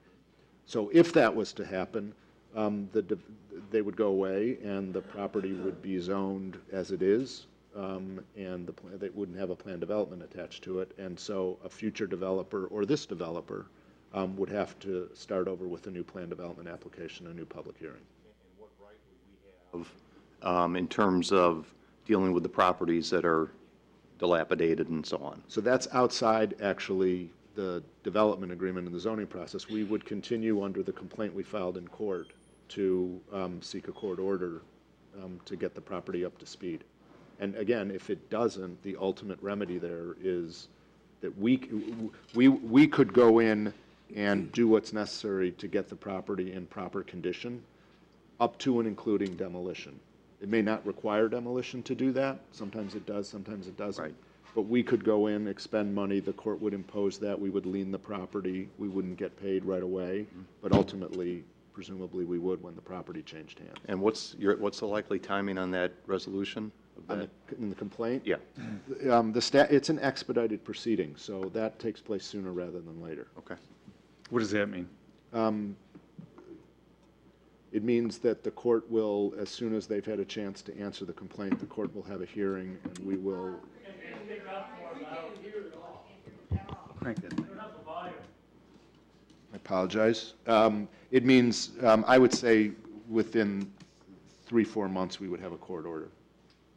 So in 3 or 4 months, we would have the legal right to enter onto the property and do whatever remediation was necessary to cure the public health issues. Right, or the court would order them within a very tight timetable to do it, and then if they fail to do it, then it would authorize us to do it.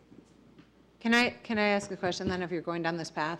If we move to and require or ask them to demolish it because it's a public health and public safety issue, and it can't be remediated in other ways, and I think the nature of what's left there is, something that's a hazard for youth and other kinds of nuisances in the village. So, but if Connie's is still existent in its current location, there is no way to take down those buildings, ? Or is there a way to take down everything except for Connie's? I don't know the answer to that question, but you're right, that's an issue. And I would say on demolition, the court will require us to show that nothing less than demolition will get those properties into shape. The reality of it is getting an authorization to demo that building in its current condition is pretty thin. Other questions? Yeah, I understand the whole process before us tonight. Is there going to be a presentation of the developer tonight? Is No. he here to talk about it? No, I did, several weeks ago, I instructed Rob to notify the developer that he would be afforded an opportunity to present this evening, given certain documents and individuals appeared here as part of his presentation, so we could get a complete picture of the project, because there was a lot of representations being made that, on a lot of fronts relative to this. And so at that point, I asked Rob to request that a representative from Connie's appear, that a representative from his lender appeared, his equity investors appeared, and there was one other thing. Lawyers, I asked for the kitchen sink. Those are the main ones, but we really wanted to hear from all of the interested parties on what they had planned to do and how they planned to move forward, so we could get a complete picture of it. And regretfully, as we have experienced many times in the past when we've tried to be understanding, and I wouldn't say accommodating, but at least trying to facilitate a positive movement, radio silence for 2 weeks, and Rob had to pick the phone up and finally extract the information that was necessary. And clearly, we have none of those documents or people in this room this evening. So, Is it worth making sure that they're not in the audience, just for the record? I know the architect is here. well, I understand that there's members, but the only microphone time I am willing to afford the owner of that property or his representatives is the same amount of time that I'm willing to afford the citizens of the community. Okay, yeah, that makes my decision pretty easy, so. So, any other questions of Peter? Okay, what I'd like to do is open the microphone to public comment. I am requesting you, once again, to understand what it is we're dealing with. And really, the issue that council is struggling with is, are we going to ask the village attorney to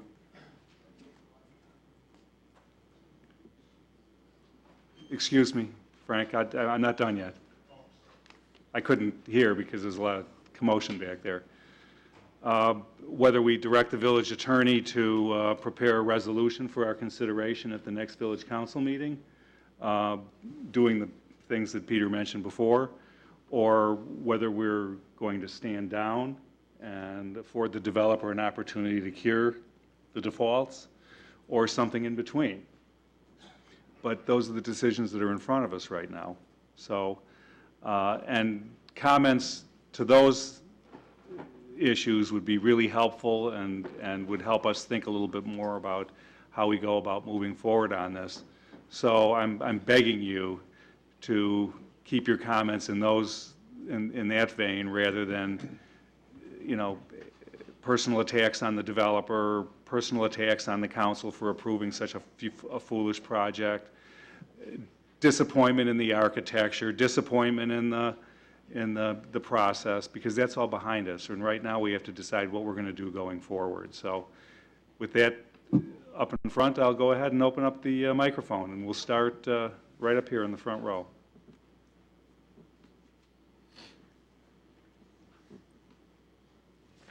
Good evening. My name is Richard Messer. I live at 120 Woodley Road, and I am a wannabe resident of the village of Winnetka. I'm one of the buyers, supposed buyers. This is very quick. I got a message today, a text today from Trandell, who said that the contract with Connie's was signed at 4:22 p.m. today. No other information, no follow-up. Thank you. I received the same text.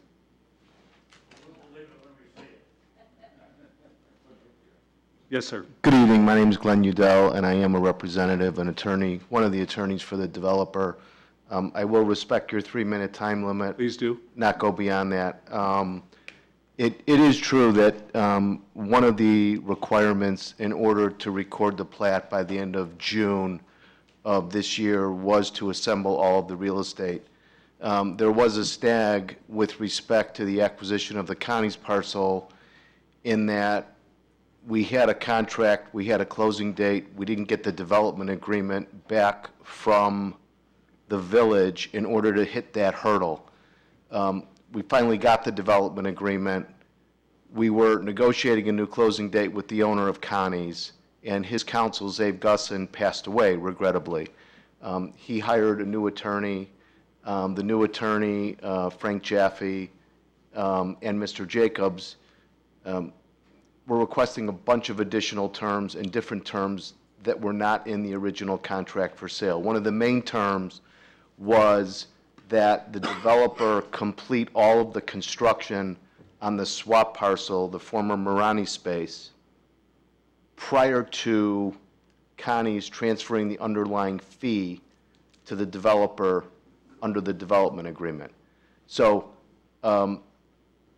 we obviously couldn't record the plat until we got the work done, and we didn't have the ability to get the work done unless and until we got a reinstated contract signed. We spent literally since January trying to get that done. That was in fact signed today. I don't know if it was at 4:20 or 4 o'clock. It was signed by both parties. There is a firm agreement for the developer to finish the construction on the swap space. The money's there. It's all going into a construction escrow at a title company. Once that is completed, the village issues a certificate of occupancy, and Mr. Jacobs and Connie's get their approval from the Illinois Department of Public Health or whoever else they need approval for to dispense their prescription medication. They will move in there, the closing will take place, and we will be able to record the plat. I could go on further, but I'm probably over the 3 minutes already, so I will leave it at that. But that was signed today. Great, well, thank you very much. Anybody else like to comment on the project? Second row over here.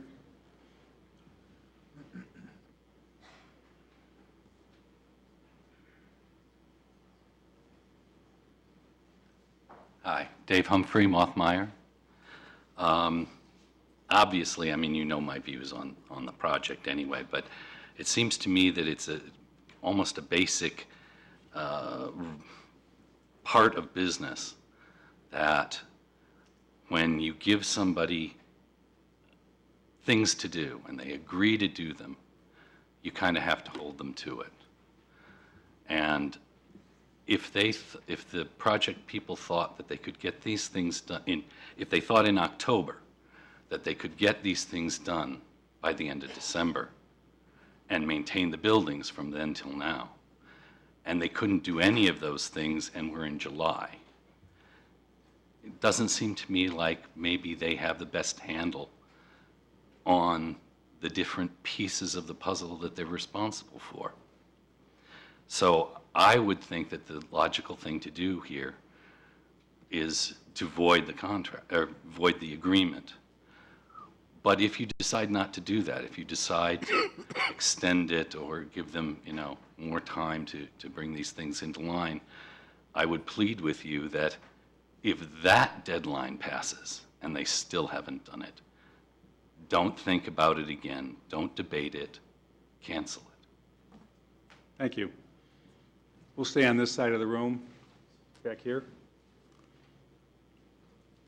Sorry to send you back to your seat before, Brian.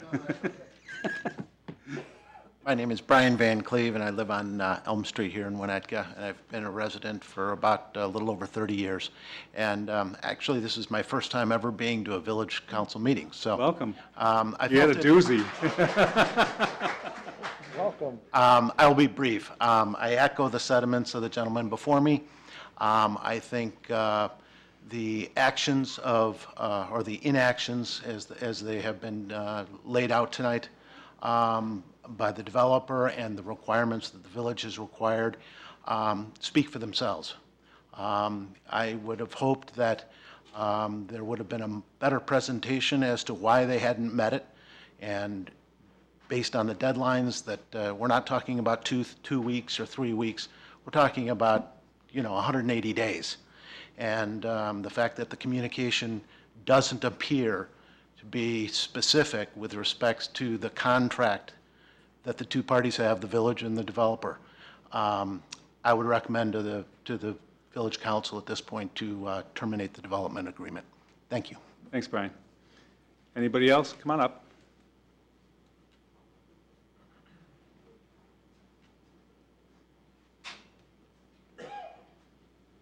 Hi, I'm Bob Humphrey, David's brother. We're both lifetime residents and homeowners in town. We have the commercial property that you mentioned, and full disclosure, We also own a condo at 711 Oak, but one that faces away from the development. For your request, I'll skip over the first paragraph and the second. I guess all I have to say is that the number and the seriousness of the deficiencies over the last several months calls into doubt the ability of the project to be completed as currently constituted. On these issues, I'm not pointing a finger at either design or the developers, but that current combination is not having the necessary success in meeting the plan. Thank you. Wally, come on up.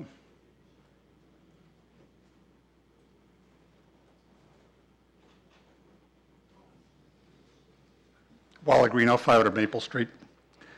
You had a chance to pull the plug on this project last October. I suggested you do so because I feared that otherwise you'd be just delaying the inevitable, but you chose to give the developer yet one more chance.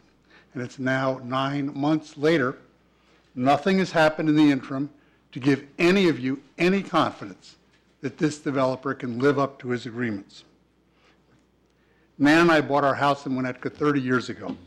We engaged in a substantial remodeling with a general contractor who proceeded to dilly and dally and did some work and not other work and asked for more money and changes. And Nan finally said, it's time to pull the plug. And I said, no, we've got too much invested in him. We got to let him finish off. But I finally recognized what you all know, that she's smarter than I am, and said, okay, pull the plug. We got a new general contractor in, and we got an award-winning addition to our house. You know, if you would have used Aquilino's contractor, you would have been a lot better off. Folks, it's time to stop kicking the can down the road. There are plenty of good developers out there. I think we might have met one earlier tonight. But you've got to pull the plug on this one. Thanks, Wally. Staying on this side of the room, come on up.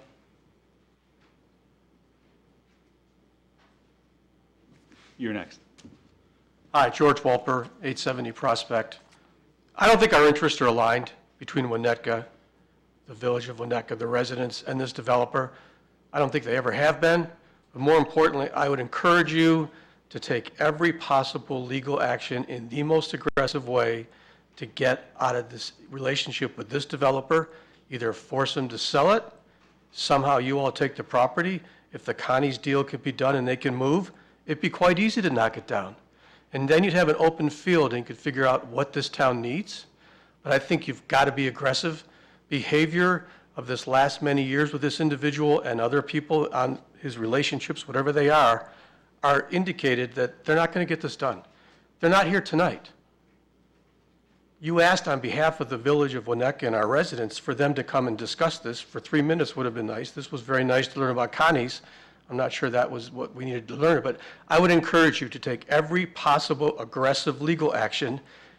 I wonder, with the unpaid real estate taxes, if they had not been sold to somebody, I think you need to take every possible legal action and shut this down. Thanks. Thank you. Come on up.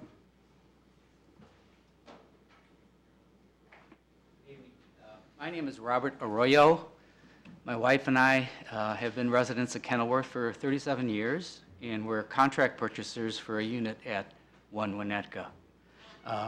I'd very much like to see the 1 Winnetka project go forward, but if it's not, I'd rather have it fail sooner as opposed to later, because it's really difficult when you're thinking of downsizing, not to know what your future is like, not to know when to put your house for sale. I appreciate Mr. Udell's presentation, but he didn't say anything about whether Mr. Trandell has a third-party guarantor on the horizon, or whether Mr. Trandell has been able to secure a construction loan. I think those are two important questions to ask. Thank you. Thanks, Bob. Come on up.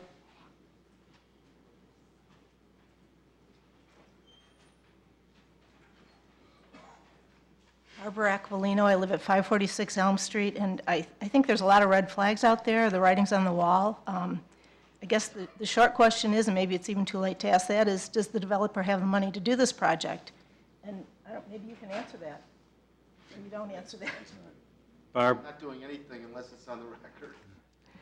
Well, I mean, the point is, it sounds like he doesn't have the money. If we have unpaid taxes and everything else, that I think you have to just play hardball and get something done. Get them to either move or do what we have to do to move the project along or to end the project and, move on to whatever happens next. Obviously, we're going to have an eyesore there for quite a few years, but something's got to get done. It's been dragging on for too long. Hey, thanks, Barb. Good to see you. Barb was a former trustee here in the community, and it's always nice when she comes back in. Come on in. Come on up. Hi, Frank.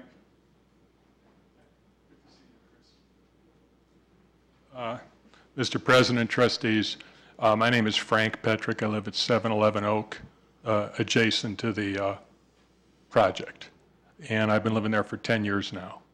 And those buildings, failed buildings, been occupied the whole time my wife and I have been living there. I'm 70, I'm older than a lot of you guys, and I'm sure a lot of you are old enough to remember Block 37 in Chicago.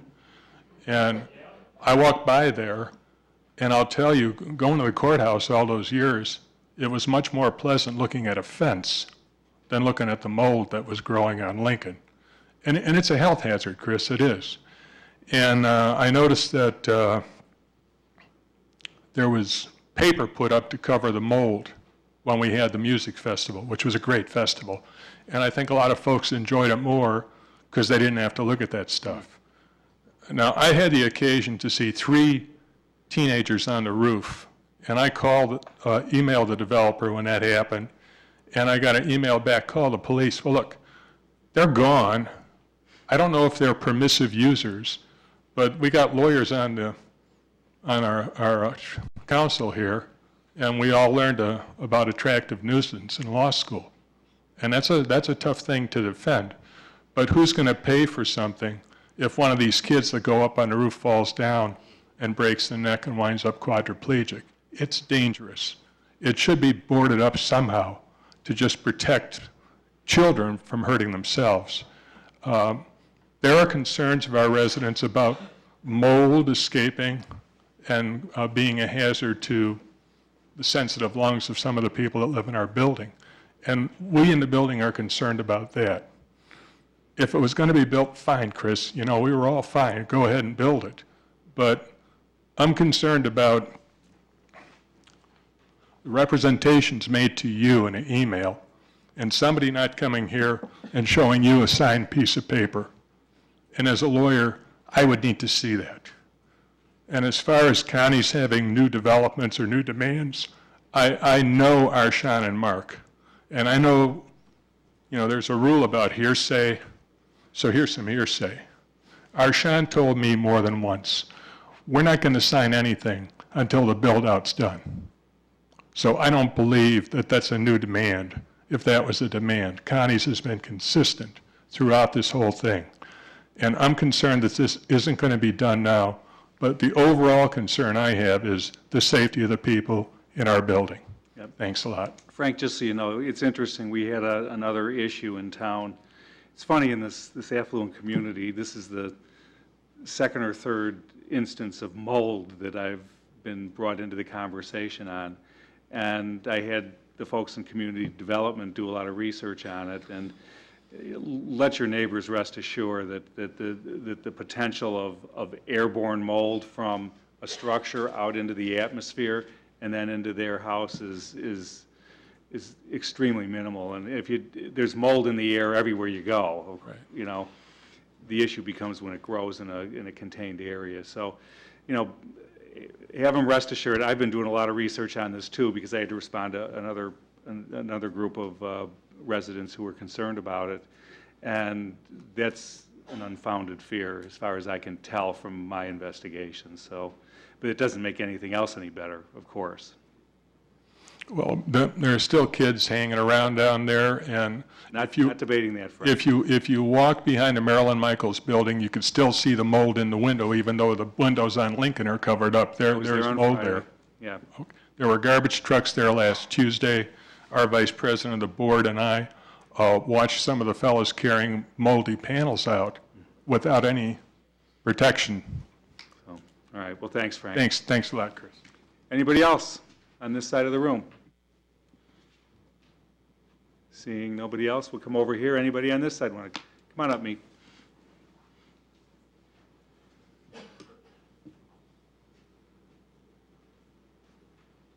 I don't think most of what we have to say has not been going to really be all that helpful to you, because the helpful thing would be, in fact, that the developer had found a financial backer and that there was some conviction of moving forward now. There is a plan, but there's been no evidence of that. I think the fatal flaw was the failure to get the financial guarantor back last fall. And unless that can be accomplished, I don't think there's any basis for going forward. Yes, the Connie's thing was a necessary step in it. The absence of financing, I know the construction stopped. I assume that was for lack of money. They haven't pursued the maintenance of the building for lack of money. Haven't paid property taxes, presumably for lack of money, not just policy disagreements. And unless you can have a very short time frame for that financial guarantor and the requirements set forth related to that to come forward, I think as hard as it is, not having an alternative, is to terminate the agreement. Thanks, Mead. Anybody else on this side of the room? Come on up, Terry.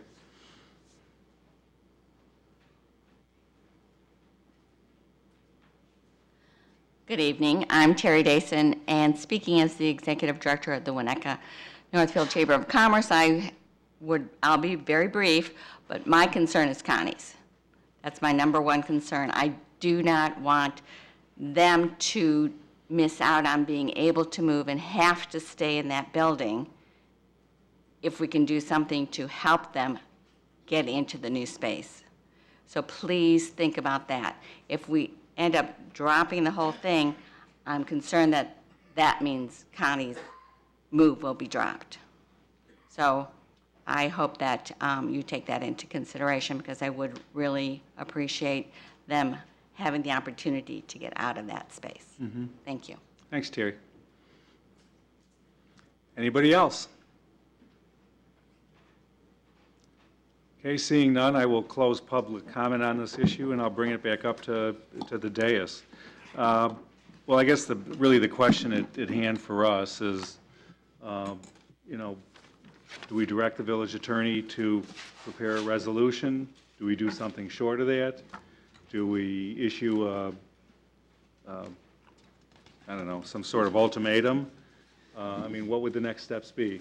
So I'll jump in, since I was positive about the development, and I was really glad to hear some of the reflections. And I think the one speaker from Kenilworth, I can't remember her name, but I think that he puts it most importantly, I think, is that either this happens or it doesn't happen. And if you're thinking about moving and making these preparations, our extending a deadline that we don't expect is ever going to be met just delays the ability of people to make a decision and for a new developer or someone else to take the property over. So I would move now. I think he's had ample time. I think the flagrant violation is not having the financing in place. And the Connie's thing is just sort of a symptom of that issue. And so I would move to just say, forget it now. I know that there are important legal structures, and it was a beautiful agreement that Peter and Holland and Knight had protected the village and all that, but I think that when we get a new developer, we're going to have something better, and hopefully they'll be more substantial. And I don't think we should be afraid of going back into that process, because I think the village really did everything that they could to support this project, and I don't have any shame about our process in going forward. So that's what I would say. Thanks. Jump in. I'd like to say, obviously I was in favor of the project. I was on the design review board at the time, as it came through a few times, the design review board. But at this point, I think we do the resolution, terminating development agreement, revoking approvals. And I think the first step would be the introduction anyway. Mm-hmm. And if the developer or anyone else who wants to come to the next meeting, there is time at that point to also plead their case. And, I don't want to give them more time. Let's get the ball rolling. We can always not, we can stop her somewhere prior to introduction and adoption. So I think we should move forward with it. Just one clarification, it would be a resolution, but just because it's on one meeting, you can defer it if you want to defer it to the next meeting. But it's a resolution, not an ordinance. Okay, sorry. So it's a one-stop shop. Okay, got it. So, Yeah, but still an opportunity for one more time for him to be here, you're right, or not. or not, right? What would, so if they provide us with a contract, a signed contract, and we get proof that they actually will fund Connie's move over to the other side, does that give us the opportunity to accomplish one good, which is to get Connie's moved across the street into a new building so they can start planning their business, and then we see where we stand once that is, because then the the subdivision? I think we would be ill-advised as representatives of the village to interject ourselves into a private business deal. And I think it would be dangerous to do that because it would probably create more exposures that Peter can't even imagine right now when we get in the middle of something like that. I don't mean So- interfering, but I mean, if we said, okay, let's wait a week. Well, I mean, look, you guys can decide to stand down when the resolution's in front of you. Like Peter just said, you can decide to defer it. I mean, you know, an interesting thought I had is what if this resolution comes forth on August 6th, and all of a sudden, all the defaults have been cured? I mean, you know, that clearly changes the conversation. But, I mean, short of that, I can't imagine, I mean, I'm not going to speak for you guys, but I would imagine we would have to see that sort of movement to feel comfortable doing something. We're all sympathetic about Connie's, but, you know, we don't know how complicit or non-complicit they were in this whole mess to begin with anyway. And as in any business negotiation, there's two sides to every story. And clearly, just because a few folks happen to know the principals at Connie's, who are longstanding business residents in this town, it doesn't absolve them of scrutiny on the issue as well. And it's not our problem. Our problem is right now, we've got a moldy building, we've got a health hazard, and we have an agreement with another party who is currently in default. And that's the only conversation I'm interested in having this evening. And disappointing, and no one's here to explain to us what's going on. I That's got very a text disappointing. at 4:30. Right, right, so that's, How about over here, Bob? Oh, sorry, I'm not Bob. I'm Bob right now. I think the most disappointing element of the last, 190 days or 80 days that we gave as an extension, the lack of communication about what progress, if any, was being made towards meeting the goals, and, not making a presentation to us about an update about the circumstances. I have no confidence that, this project will be fulfilled, so I think that we need to move forward with a resolution to terminate, and it's terribly disappointing because although I may not have, supported the project as it was, once it was approved, certainly we wanted the project to take place because we needed development there. So this is hugely disappointing, but we need to move ahead and make something happen for everybody.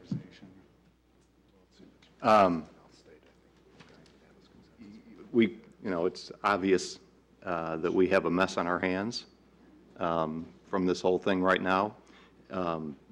It's to have suburban blight in Winnetka is unimaginable, I think, for most of us in the room. There's been a pattern of behavior here from the developer's standpoint that, again, I think is unacceptable. I've commented throughout the process that, I know a lot of real estate developers, and these are some of the smartest business people out there, and in many, many cases, some of the most honorable people out there. And, they're tough, but this just wouldn't happen. And so I actually we're going to be in a mess here for a period of time, and I don't have a fear that parcel will be developed. It will likely could be developed by a different developer, and it might look like a different development, and that's not necessarily a bad thing. I don't have a fear of that. But I think that Winnetka, we as stewards of this village, we need to get on a different path on this whole thing, because the path that we've been on here is, just as Penny said, terribly disappointing. And so I'm 100% in terminating this development agreement. Great, thanks, Bob. I want to make one thing clear, too, that, I've been very sensitive to the village's image to the outside world as far as the difficulty to accomplish any sort of development in this town. And we've spent the last year revising all of the ordinances relative to our approval process for new projects. And those of you who were here early in the evening saw the first step of the new process, which is to bring a project out into the public for the community to see it, rather than having just two people sitting in the back room over here trying to decide whether or not the project is good or not. So we're trying to open up this process, make it a lot more transparent. But I think we've also been sensitive to the fact that, there's, in the development community, in the business community, we might have a wrongly earned reputation as being a difficult place to do business. And I will state this for the record, that we have made every accommodation for this developer that's reasonable without compromising the community to make sure he had an opportunity to actually bring this thing forth. We've done it all, and even then some. But the fact remains is that here we are discussing this project. We have no representative from the developer's office here. We have no representative from Connie's. We have no representative from the financial institutions that are going to back the developer. And that's disheartening. And we've tried our hardest to make this a success for everybody in the town. And clearly, I think that it was one-sided in this case, and we were carrying the water for somebody else's project, which I can assure you will not happen again. And thank goodness for Peter and those involved with negotiating the contract, that we had these sort of controls in place. So when things are getting twisty and going south, that we can step in and do the right thing and make sure that our citizens are protected. So I think at this point, I'm wondering if we have consensus on directing the village attorney to prepare a resolution nullifying the development agreement and other documents. Do we need a motion or anything? Yeah, why don't you? Go ahead. So moved. Okay, let's do a voice vote. All those in favor? Aye. Opposed? Motion carries unanimously. All right, folks, thank you so much for participating in this evening, and certainly we'll keep you posted, and you know how to get a hold of all of us, so.